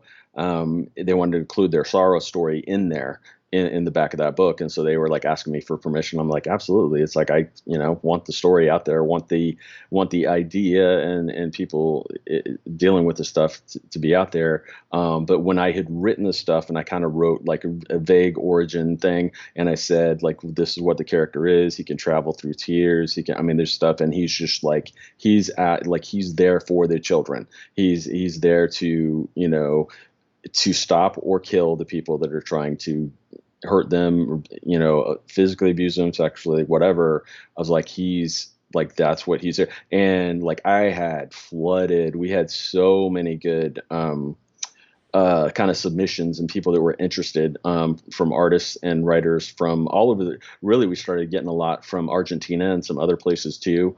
We started getting just so many good so many people into it and so many people that like didn't have time, but they were like, I got to do a pinup or something. It's like I got to do something too, cause like, cause I just man, and They want to be a part of it. Is what oh yeah, they cause you they want cause you in. just yeah, and you just know. Obviously, like if you've been abused or molested, it's really rough to deal with.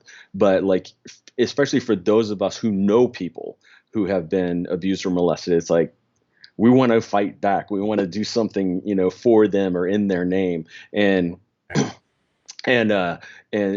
one of the things which we didn't even end up using, although we only used his pinup, this one artist I was working with at the time, who was in Argentina, who I would gotten to be pretty good friends with. He actually he like called me up from Argentina because he was like so excited. Couldn't speak English very well, but he's like I got he's like and all he had was this one like pinup that he had. I think he also showed them the story that he had drawn, although we weren't going to be able to fit it in. We didn't have the space for it, and but he showed it to him. He's like and. Well, somebody saw it from. I think he was working in. And I think he even still does, but I think he was working in a tattoo parlor or something. But one way or another, the word got around about it, so that somebody at one of the bigger papers in Argentina covered it and did this big interview with him. And then from that, he got, and then like the next week, he got invited to this. It's almost like an orphanage, but it's not orphans, but it's where they take kids that have been abused and molested and stuff, and they live there, and it's really bad situation because they don't have a lot of money for it because again nobody likes to talk about it or really help with it. It's just it's tough to deal with those really heavy issues, but he went there and he showed them the stuff and then they had him drawing, and he even had I call it like this like tear scythe or something because there's almost like this golden blade that was kind of like in the shape of the tear and everything, and he had and on his face I had like a tear that went down from his eye to his heart, and and then so anyways they're all using the same character and everything. So he's there and they all are having him draw this character for them and all this different stuff. And he was like dude, he's like I was he and then again he called me from Argentina, but this time he's like crying. And I'm like, what are you saying? And he's like, dude, he's like, I was a rock star there. He's like, he's like, I cannot tell you like how many times like the kids there said like we're not forgotten. We thought everyone forgot about us. And he was like, and he was just like, man, he was so moved. He was just like, I mean, he was doing anything for the kids. They were just like, I mean, so many of them had been through so much hell and stuff, and he was just like so moved. And he was just like, oh my gosh, it's like that was one of the most powerful things I've ever, been through or been a part of in my life. He's like, thank you for letting me be a part of it and stuff. And I was just like, and I was like super moved and everything too.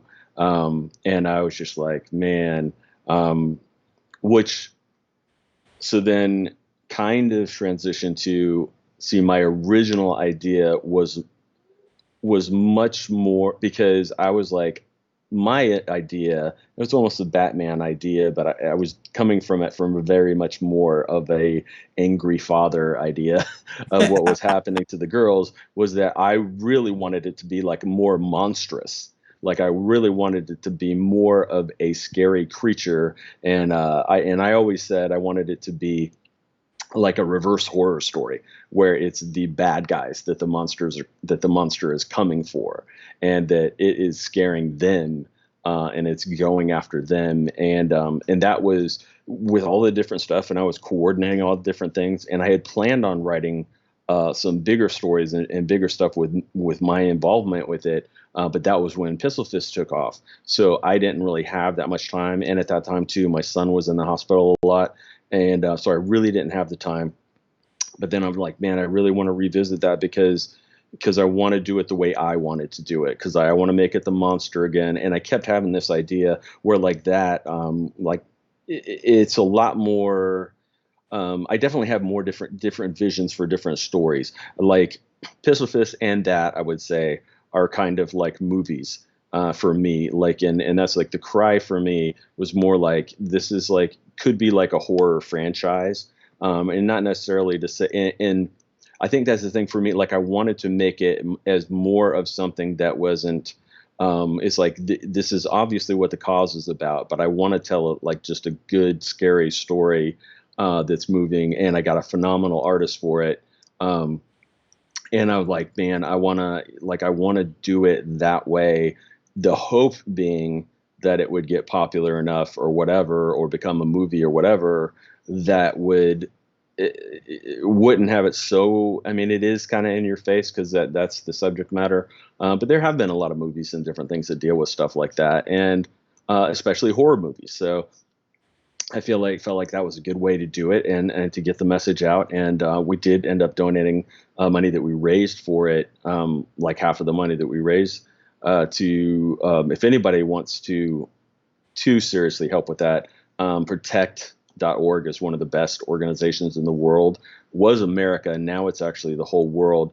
The greatest thing about them is it's one of the few bipartisan things where it is they have a board that has Christians and atheists and that has Republicans and Democrats and just across the board, because they keep their goal really simple of it is it's like it's about the kids. It's for the kids. It's not about abortion.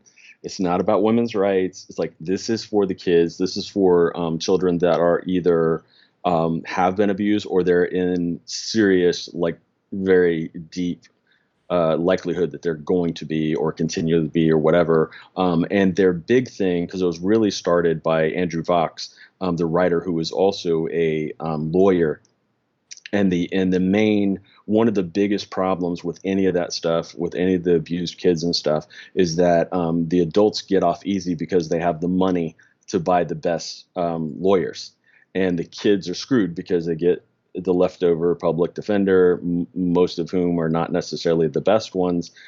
So what they use most of the money for, they do try to get laws changed so they get stiffer penalties for pedophiles and repeat offenders and stuff for that kind of behavior. But then also they do that to get laws changed, which they have actually gotten quite a few laws changed and more stiffer penalties. And then they also use it to defend kids and get kids $1 million attorneys so that they can legitimately fight back against their abusers and stuff, especially when there's evidence that backs up what the kids are saying and stuff. It's not just the kids crying wolf or whatever. It's kids who are legitimately in trouble and stuff. And they're a great organization. That's one of the reasons why I did want to do it and why we did want to do that, to kind of help raise money for that. But it's just, even with that, it's just, man, it's tough. Nobody wants to talk about it. Like, people don't want to deal with it, and the people who've been through it don't want to talk about it because it's, it's traumatic for them. I mean, I have some really serious. I would say most of the female creative friends I know, or people that have been on whatever levels, whether they're editors or writers or artists or whatever, most of them have dealt with crap like that. And even though they would support it and they like support the book and stuff, they're like, I'm not going to read it though. Like, they'll look at some of the pictures real quick, but they're like, I'm not going to read it. Like, I don't want to get into it. And but we definitely set it up so that I wanted it to be kind of like a movie thing where you could do sequel movies, not necessarily an ongoing story, especially because I'm like, it's too heavy to sit there and do it all the time, have people deal with it, come out with a movie every 4 years. It's a little more palatable for people to deal with, like a heavy issue like that. But I had some great, I don't know if do you know who Mark Singer is, the actor who was Yeah, he was in V and Beastmaster? yeah. He saw the book. Apparently he knows someone, or he was when he was younger, and because at one point he was basically offering to be in a movie, a version of it, like pro bono. He's like, I will do this anywhere, like wherever, I will play any role. Like, you guys just let me know. And it never, the stuff never ended up happening, and we lost. He gave us like his agent's number and all this stuff, and it was like, but it wasn't me. It was like these guys who were helping to represent the comic up in Chicago at the time, which is where he was at this thing. But it was like they said it was like one of the only like comics or whatever that like caught his eye, the anthology that we had done. And he was like, but he was totally into it. He's like, I don't care. He's like, I'm telling you. And he's like, and he was even saying, like, to have a bigger name involved, to have a name involved with it, to help people to take it serious or give it a chance, to be able to discuss this stuff. But it's just, man, it's such a hard issue. And honestly, and I don't know if you've read this or you heard this before, but one of the things was like, even doing that was like so heavy and so serious that was one of the things that, in a different way, was one of the things that sort of inspired me to do my sumo girl thing, which I told you one of my favorite descriptions of it is like beautifully bonkers. It's very crazy, very silly. It's very light, and it was just like I just like needed to do something like that after being so heavy dealing with the cry, because it's just like when you Yeah. get like I mean like most creators, like I can get very depressed, very emotional, and just when you get into a subject like that, it's just not, you know, spiritually healthy, you know, mentally healthy, you know, it's just when you're just obsessed with that. Like I don't know, I, and I, you know, and those people that deal with things like that and deal with social workers that deal with these situations and these people, it's just I can't imagine um, dealing with those things on a regular basis.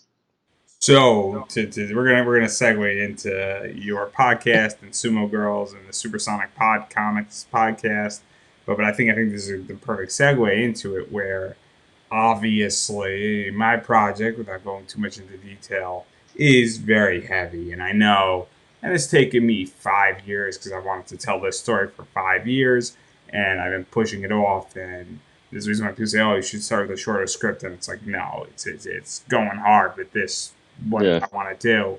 And it's not about money, but I think I'll make a lot of money off of it regardless. But I digress right there. But obviously, when I deal with heavy subjects, and I've done podcasts that were heavy, obviously, you need something yeah, to balance that. Or even when I'm watching a heavy anime, you know, right, you watch a heavy show. So one of my favorite movies is Grave of the Fireflies. yeah, yeah. That's dealing with That's when pretty heavy.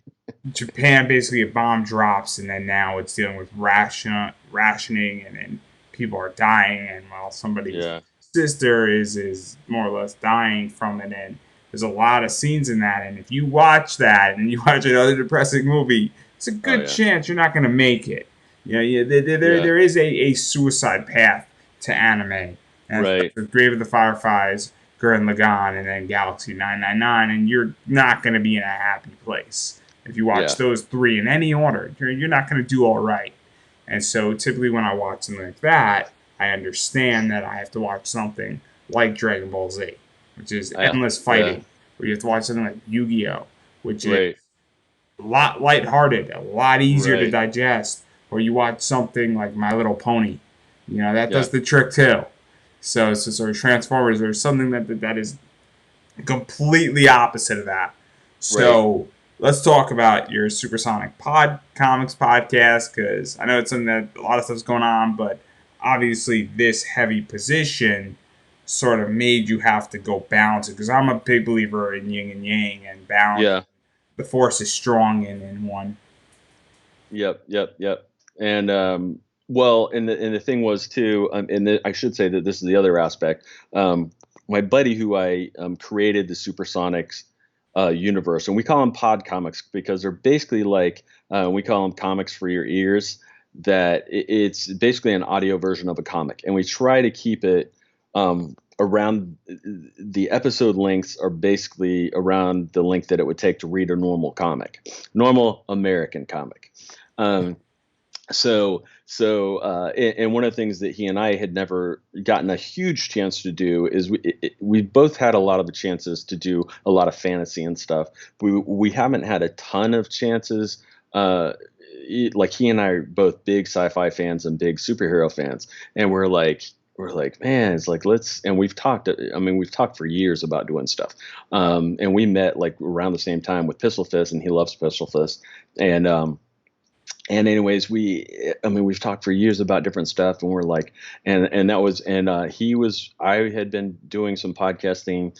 He had been really doing heavy podcasting for years, and we both liked both of those aspects. And he knew that I liked music a lot. He likes music too, but he wasn't as into it as I was, as far as quite as obsessively. And but also I like doing the audiobooks with all of the but with all the sound effects and everything. And so we were talking about it, and we're like, man, it's like, let's do our own thing, like let's do it, but let's treat it like a comic book company in a way, so that we have like an episode or issue coming out, that it's all part of the same universe, we're all telling the same story. But the big story in it, there's a big alien thing towards the beginning that happens where this object is heading towards Earth. And then there's different fallout and different things that happen because of that that end up branching off into these specific four stories. Um, the one that I knew I was going to do, that was pretty much from the get go, was it's called Codename Superforce, and they are basically kind of like a United Nations superhero team. Superheroes, people with powers aren't necessarily super looked at really happy, but but basically, in our United Nations is a little more balanced than the real United Nations is, I will say. Um, so the so we treated it like the what do you call it, the Security Council, and basically it's like, well, if there were these, we'll just have them kind of operating more in secret, more covert, and we would have them involved with dealing directly with this alien thing. Is a lot more serious. Obviously, when you're talking about like covert ops and all these other things, it's going to be that's going to be a lot more serious. And I'm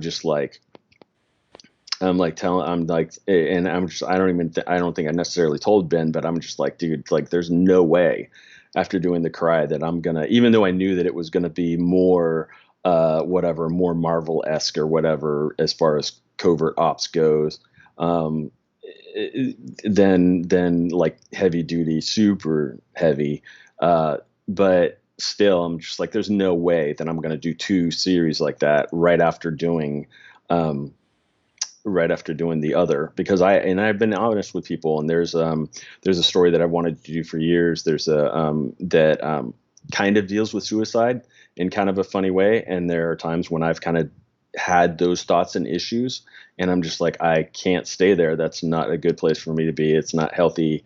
And so I'm just like, man, Yeah, I have to do something fun.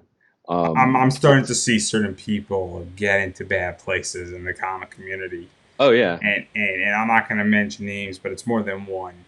Oh yeah. And any creator watching this, seeing this, knows exactly if I'm talking about them or it's somebody they know. Yeah. It's not that hard. If you have 50 comic creator friends that you know, you're gonna know somebody.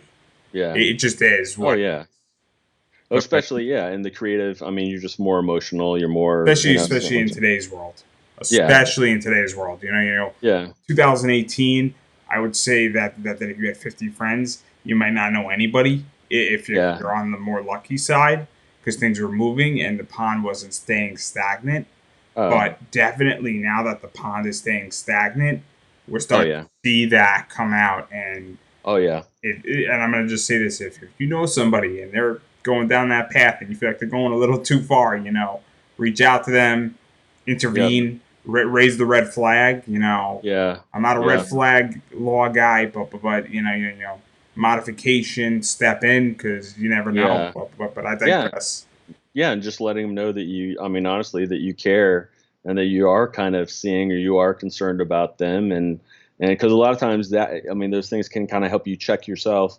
And also, I mean, that's the thing. I mean, we all want to feel loved and accepted. So when you know that people care, and it doesn't have to be this, if you're manly and they're manly and you're just not going to be all super fuzzy or whatever, but it's like, man, that's um you need to tell people and let them know that you care. And yeah, like, I mean, but like, and just how quickly other creators are willing to ruin the careers of other creators.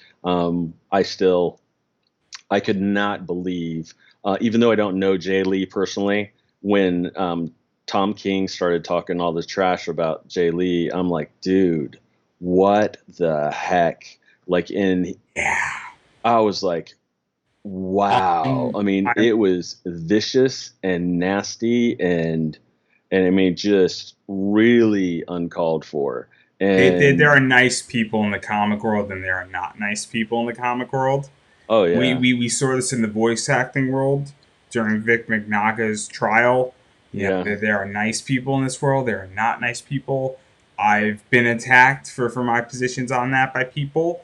They yeah, didn't expect me to fight back the way I did. and they're no longer on Twitter because I won the war and they didn't. I'm letting Yeah. everybody know that that's how it plays. And if you want to be uncivil with me, and it's a fair warning, and I hate to do it on this podcast, That's I will fine. be uncivil right back. And I am a 10th degree black belt at that shit. Yeah. And I go to war and I go hard. And when I'm in a Twitter fight, Oh that's yeah. just it. It's a fight. I'm bringing a tank. So if Yeah. you bring a knife or a little tiny musket, I'm bringing a tank, and then I got a Yeah. backup tank, and then I got another tank ready to go. Just Yeah. saying, everybody. So when you talk shit to me, just expect it to be flinging back. Yeah. I wish. I wish the comic world wasn't that way. I wish Yeah. that my creators weren't that way either. But I don't really know what happened with Tom King and Jay Lee. But it's a Oh, yeah, I mean, he just assumed it was because he did a piece of art uh, for, for one of the people that he worked with or was friends with that was involved with Comicsgate. Um, and it wasn't even a Comicsgate thing. It was just another thing. And he just, I mean, just unloaded on him. And it's like, yeah.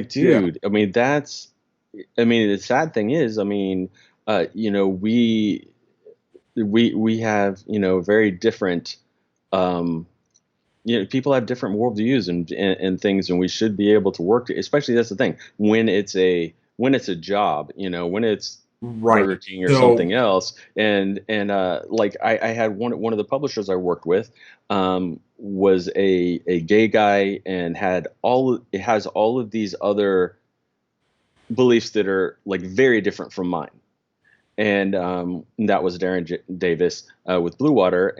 But he had told me he was like I think he's like I'm totally fine. He's like I just want to be upfront. He's like because I know you're a Christian. But he's like but you seem a lot cooler than a lot of the other Christians I know, and I feel like you're one of the only ones that I let me can talk about God with or be real with. And he's like, are you gonna have an issue with a gay guy and who also has all these other political beliefs and different things that are opposite of mine? And I'm like, what if you were my boss at Burger King or it's not. I mean, to So I'm me, going to like, ask a question about that because this is yeah, relevant. So my question is, what year was this? well, that was 2008 probably. So back. I don't know if you know this story, but Denny O'Neil was the editor on Nightfall. Do you Yeah, know who the main writer on Nightfall was? I'm thinking Chuck Dixon. Chuck Dixon. Chuck Dixon is an open conservative, Yeah, oh yeah, very open in the 1990s. right. Denny. What is Denny's political position? Do you know? I know he leans left. Ultra progressive.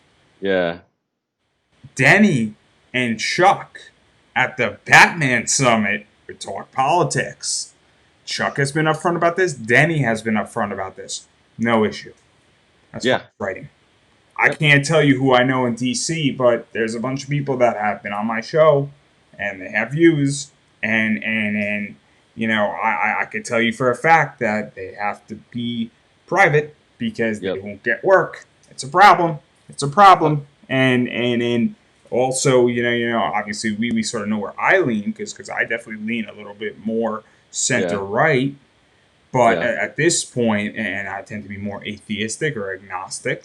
right, So religion's not the reason why I lean the way I lean. I lean to the business and then economics right, and yep, freedom of speech. I yep, believe in order to be a comic writer, you have to be able to offend people. I really believe that in yeah, order to get the point across. But one of the things is that it seems to me that it's coming from one side and not the other.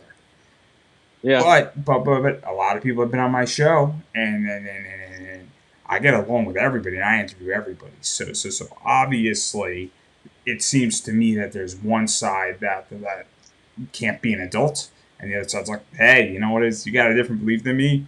That's cool for the most part. And I think most of America is like that. I just think it's the minorities. I really think it's 5% yeah, on both sides, and oh then yeah, other 90% say we disagree. I mean, famously, Scalia and Ruth Bader Ginsburg. Yeah. got along great. They disagreed on the court. They Yeah. sparred in the court in many ways. But guess what? After court ended in session, they went to the opera in D.C. So my Yeah. point is that there is this position, and I think it's a real shame in comics that this has happened. Mindy Wheeler's been on my show, on this Yeah. show, and me and her have spoken about Comicsgate and how she was outed and how everybody fucking hates her, and for Yep. no good reason. For no good reason. She's like the nicest person on the planet, Yep. and how she gets like stabbed and attacked, and it's an issue. And there's Yep. people that I know that I've interviewed who have issues with her, and I'm like, what the fuck's the matter with those people? So, but Yeah. but and so I really think that that's crazy about that. But we got way off sumo girl right No, there. it's okay. That's okay. No, but I was gonna say, I mean, honestly, we need to. I wish for like the comic and other things too. I would say for probably, I don't know. They kind of did for movies and TV, but I wish they had. I wish they had. Sorry, I'm waking people up because I'm talking so loud. Um, I I wish they had people come forward like a lot of the liberals, like J.K. Rowling and a lot of the other ones that came forward and said, and were kind of denouncing cancel culture and stuff like that, and saying this is not okay Speaking for us about to J.K. be like Rowling, that. the Yeah, craziest thing is that the trans community said this isn't transphobic, yeah, which is ludicrous. It just in its own, not that they didn't say it. It's the right, people who it affects the most are okay with it. right, It goes back to this idea that if you don't have a disability, you don't get to advocate for me. I'll tell you how to advocate for me. I don't go and advocate for LGBTQ people. I say, hey, look, what do you guys want? And then we can talk about it. Should you be married? Sure. I'm totally cool with that. But I'm not the one out on the front lines because I don't know what you want in your life. yeah, As somebody who has a disability and somebody who you have as a disability, you know what you need more than somebody who doesn't have a disability. yeah, Now, when we have that conversation and you would like to join me, you don't have a disability, that's fine. But you should not be making laws and regulations without my input. That's insane. But continue. yeah, yeah. No, and that's well. I just wish that instead of the Tom Kings and or certain other people who just lose their minds attacking people. I wish we had people like Denny O'Neil, who is not around anymore, but like ones that are willing to work with conservative creators that would come forward and say, no, let's judge them on the value of their art and stuff, not on their political views or whatever. Because sometimes that's the thing too. Like you get these ideas that that might actually that you don't even necessarily agree with the message like politically or whatever that you're actually doing, just that you think it's a good story, but you're like, oh, I can see how somebody could twist it and say this, but I'm not trying to say that. That it would be nice if there was a group that came forward instead of all of these people come forward and denouncing and publishers and everything else. Um, that there would be some that would come forward and say, hey, it's okay if you have conservative views. Like we'll work. It's like if your work is quality, great. Um, and Or better yet, what if you have a story that has nothing to do with politically, but you yeah, have a liberal view or you have a conservative view and it has nothing to do politically? It yeah, shouldn't matter what your position is, yeah, politically if it has no impact on your work.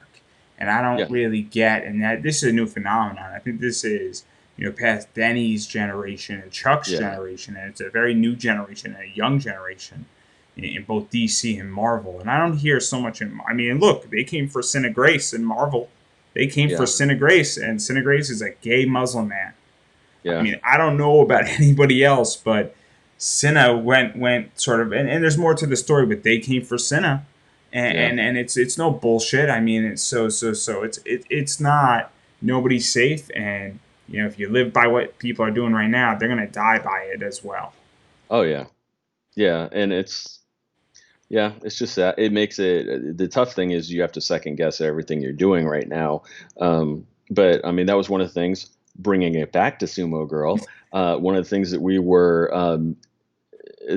really adamant about is we need an Asian actress to do the role, or we're going to get crucified in social media.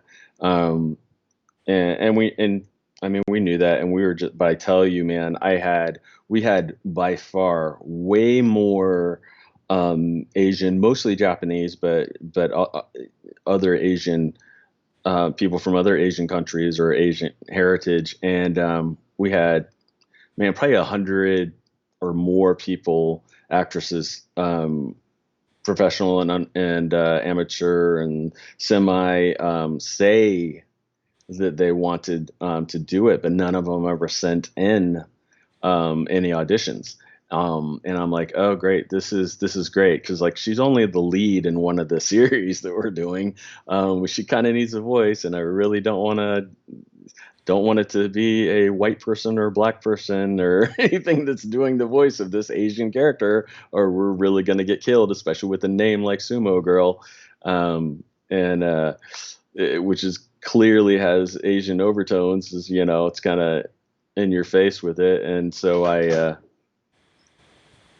anyways, the yeah, thankfully we had a friend of one of the other people, who one of the other actresses who was we were posting about stuff, and it was about these other characters. I think it was about the other series, Super Codename Superforce, and they and one of the girls' Asian friends said something about, hey, and she was kind of laughing. She's like, hey, if they need an Asian girl for any of the parts, I'm like, and it's funny, and the girl who she was talking to actually in it was one of my nieces, and my niece is like messaging me. She's like, "Hey," she's like, "There's just somebody." He's like, "We finally have." It's like, and I know her, and she's very artistic, and so I don't think she has done a lot of voice acting, but she's like really, she's extremely artistic, loves like doing stuff.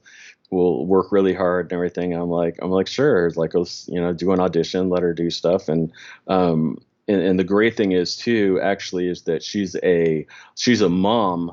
So she's very much, because our character is like I think she's like 11 or something, and I think she has a daughter who's almost 11 or something. So she knows how 11-year-olds talk and act and stuff, which is really, um, Helpful. yeah, yeah, it's really helpful to be able to do that. And like when I say stuff, when I have her say things or act certain ways, like she totally knows it. She knows exactly what I'm saying with the stuff, and she'll totally like mimic the way that her daughter or one of her daughter friends or something like that. She'll totally do it. And the bad thing is, she has gotten so serious, and that she is really practicing, and she's because obviously a higher voice for that young. She keeps like stretching her voice and doing all these different. She's learned all these different vocal stretching, practicing techniques from watching these different people and stuff. And she keeps getting her voice like, because we would knock her pitch up to make it sound younger, but then she keeps kind of doing it more and more on her own. And I'm like, did you do anything to your voice, or like, are we? It's like, and it's like, and I think, and we've needed to do it kind of like a little bit less and less as the season has gone on, because she's really like getting up there, and so yeah, it's been interesting.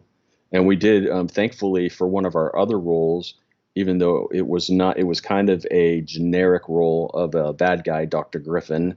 um, the guy who voiced that, it was a Japanese American guy.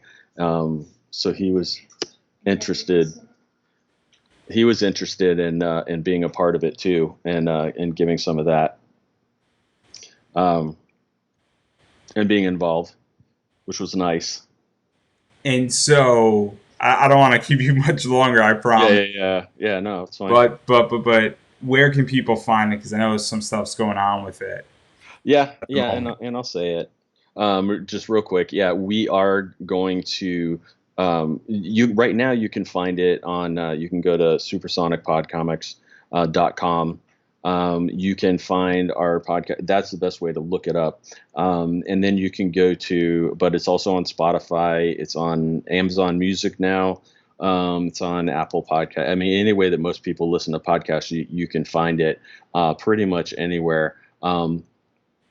You can very soon, maybe next week. I don't know when, but I will announce here. This is actually the first public announce. I have told some of the actors and actresses that I work with, but yeah, we are officially going to start airing on Indy Volt Radio, which is a internet radio station, and I think we have around 1,000 listeners right now. Most of their, I mean, they have incredible numbers for their live shows that are regular kind of talk show, like whatever that they run on there. But even their pre-recorded stuff, which most of our stuff was pre-recorded, obviously because we have all the production with the sound effects and cinematic music and all the stuff. But that is. Uh, Even with that, they get between like 3,000 and 9,000 listeners. So that will be like a huge boost for us and a different audience, obviously. And it's great because one of their main themes is independent comics and things like that. And that's sort of the spirit behind like what we're doing. And one of the reasons why we created this is because comics have become kind of a cost prohibitive.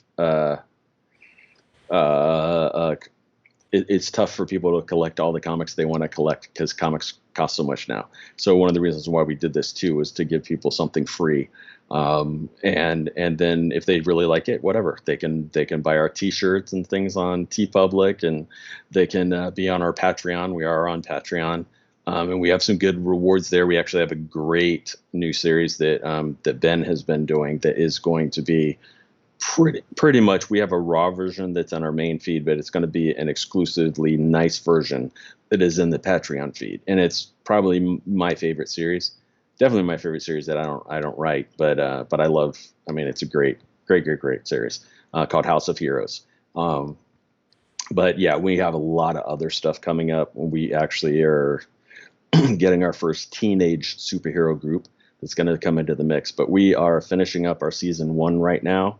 And so it's going to be exciting because our season 2 is kind of like a Crisis on Infinite Earths thing where, as I said, our whole thing started with this alien thing in the very beginning. And then season 2 is going to be basically like full on alien invasion, and all of our series are going to be together and all of our things are going to be crossing paths, and it's going to be pretty serious, and there will be some characters dying and stuff.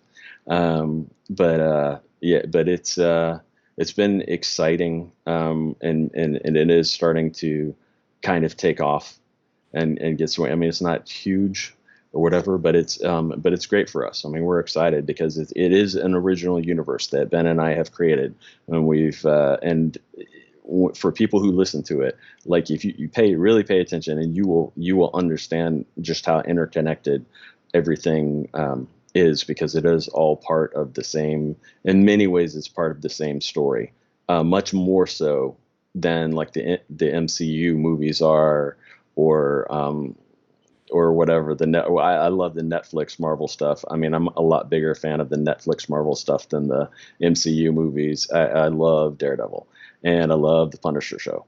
And yeah, but that's the best place to find us. It is an exciting time to jump on board. Like I said, we will be airing, and we'll be starting from the beginning with the radio.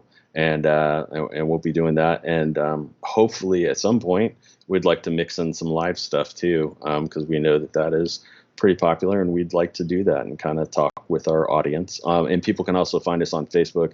Probably one of our most popular places that people connect with us is on our Supersonic Pod Comics Facebook page, and that's where we tend to make big announcements and different things and keep people updated on stuff. But yeah, and right now we are releasing basically a new episode every 2 weeks. We were doing weekly, and we were insane for doing that. and we were losing a lot of sleep, and we were just like, no, this is just not, especially during COVID and everything. It's just like, that's not realistic, and we can't keep the quality up at this rate. And let's just go to 2 weeks like all the other audio drama podcasts. Um, so we're doing that, and I think people are going to like it because obviously it keeps getting better and better. We have a lot more. We have a lot of sound engineers working with us now. That so you're going to get more stable quality and everything else. But I think people I mean, most of the people who listen really like it, and they get into the characters. And we have I cannot say enough about our cast. Our cast is incredible, and we have like over 40 or 50 actors and actresses, and most of them are just phenomenal people and human beings, and very generous and very nice to the people who listen, and are not like, arrogant or anything. It's just great. I mean, it's great to be involved with, and I am excited about it, and we're very excited about that, about doing the Indie Volt stuff, because it should be fun. It's not too many podcasts that have already been going to get an opportunity to do something like that, but they really like old time radio shows and things like that too. So it's a good fit for us, and that's where you and I met. So That is true. That is true. And I have two more questions. yep. How do you feel about candy corn? Oh, Yeah. see, if I didn't have hand problems, I would be smashing candy corn with a hammer on the show while I'm talking to you. And I cannot help but notice you're wearing a shirt with candy corn colors on it. It's Cowboy Bebop. You can't be angry. Yeah, it's orange and yellow though. I mean, it's like you're shoving Bebop. it in my face. For those who don't know the story, I put up something that said that I get along with people and real major issues. Even I speak to people who don't like candy corn, or that, and I made a bunch of statements about candy corn because I love candy corn, and apparently he doesn't. So that's how we get along. And I did say I might defriend people if they don't like Yeah, candy corn, but we're still yeah, friends on Facebook, so it hasn't yeah, happened yet.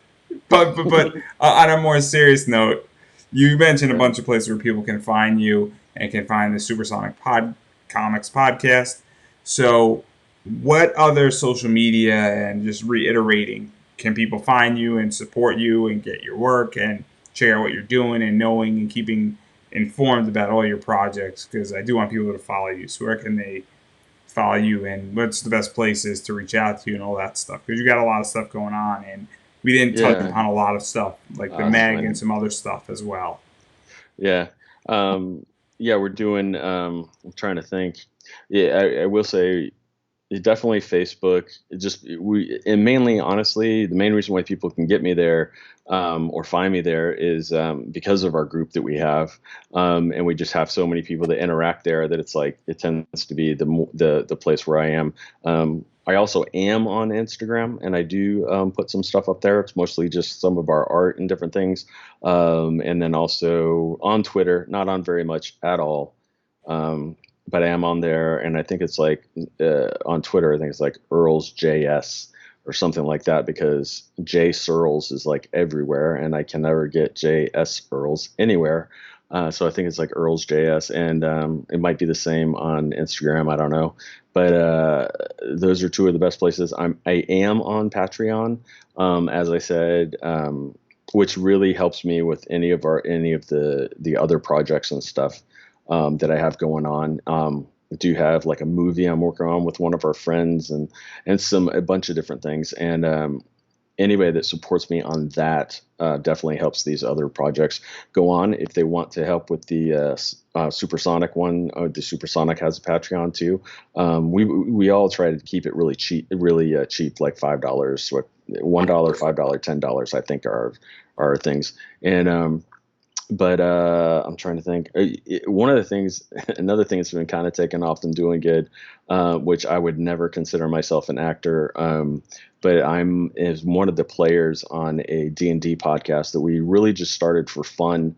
It's called Playing Games with Strangers, because it was me and several of the actors and actresses from Supersonic. and we were not having much coming out during the quarantine. So we got together and we were recording these things, and it's mostly kind of silly and very much like comedic humor. Like improv humor in a lot of ways. It's pretty crazy. And we have a bugbear barbarian named Pooh who kind of steals the show a lot. But there are a lot of people who like my character now, the grumpy half-orc paladin. Um, and we're having a lot of fun with it. And we just released a really cool Halloween episode that we just did. That's like 3.5 hours long, but it's phenomenal. Like for anybody that wants to get a funny, spooky show with a terrible, and it's my fault, but a terrible Fifth Element joke in it. But it's and I play a basically like an elf. Even though I have never read an Elephant Man comic, I basically play an Elephant Man in that Halloween episode, which is also known as a Loxodon, just so that we don't get criticized by the hardcore D&D crowd.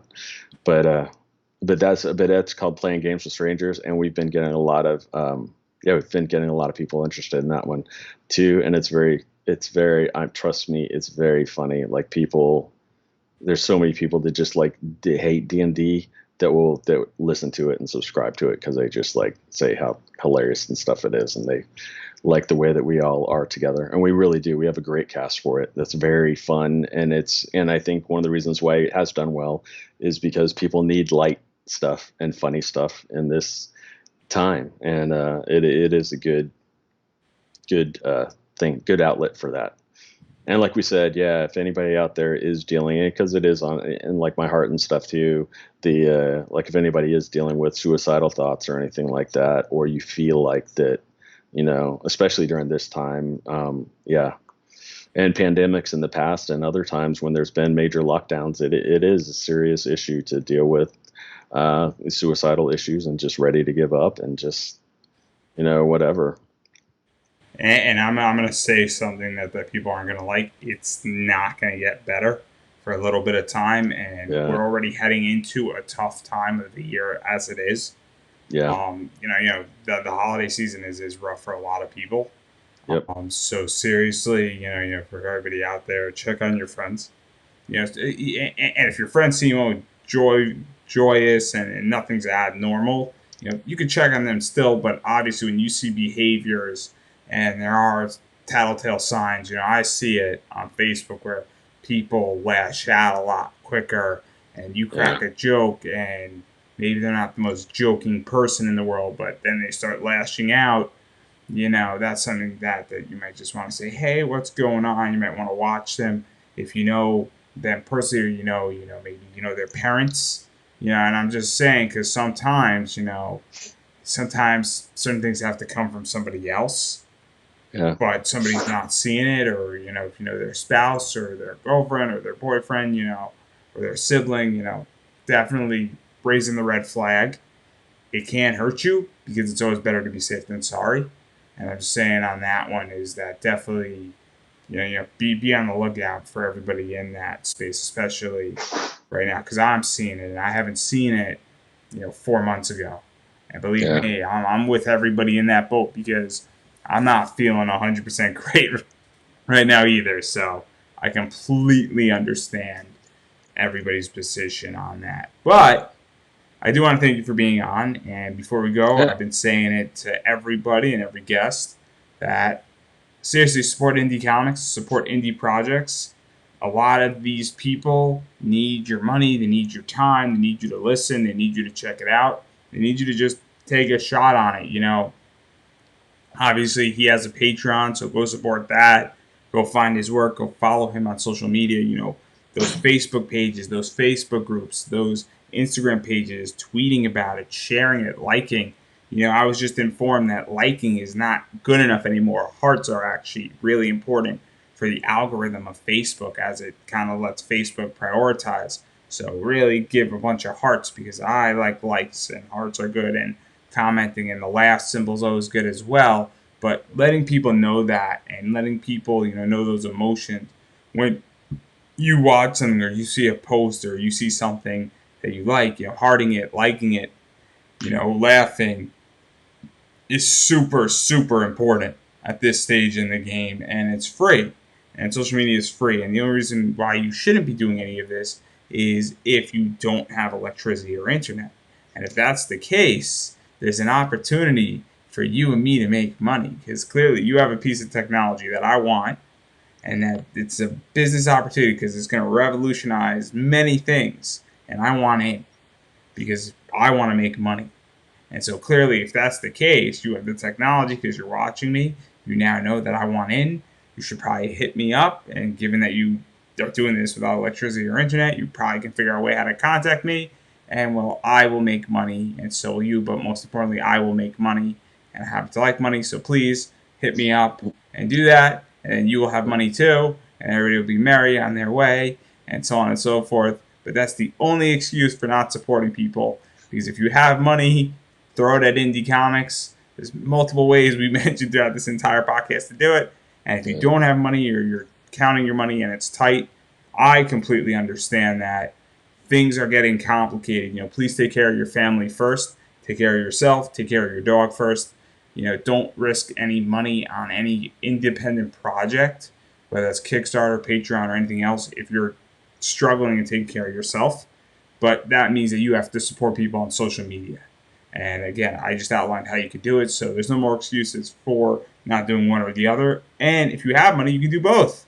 So please do both. If you have money and you're, wanting to subscribe on Patreon and throw $1 or $5 a month into it, do both, please, because it's super important. And I will say this as well that right now I'm teaching a comic book investment class. It's $5 a month. Your first 20 days are free in the link down below. 20 days, it does not renew automatically, so you will not be trapped because I don't like when that happens to me, and I'm not about to do that. I promise you that I will not charge you a lot and I will over deliver. I have classes that are anywhere from 30 minutes usually on average to about an hour. And I got 3 more weeks of content that's coming out every Friday. And so if you want to learn this trade and how to make money and how to analyze, please go and take that class. You get 20 days for free for the first 20 people. Check it out. It's a really cool class. And if you don't find any value for free, it's not going to renew and you could be on your merry way and then never think twice about this. But that's just it. I want to make sure that if you subscribe, that it's something that you want to be a part of. And if you sign up monthly, you can cancel at any time and you won't be charged for the next month. And obviously, you could buy in blocks. But I will tell everybody this fair warning that in January it's going up to $10. So just be aware that in January I'm probably going to have a huge amount. I think by January I'm expected to have about 15 to 16 hours worth of content. And by next June, I'm expected to have about 30 to 40 hours worth of content in this class. And this is going to be teaching you how to do this and make money in it and be super informed on it. So definitely, if you're interested in that sector, sign up for it. Try it out for 20 free days. And then if you find value, keep coming back to me. And I promise I will continuously under promising and over delivering to make sure that you are prepared out there, because that's my motto, is just over delivering everything I do. So that's everything. And again, thank you for being on, and can't wait to send you a bag of candy corn to your house. That sounds good.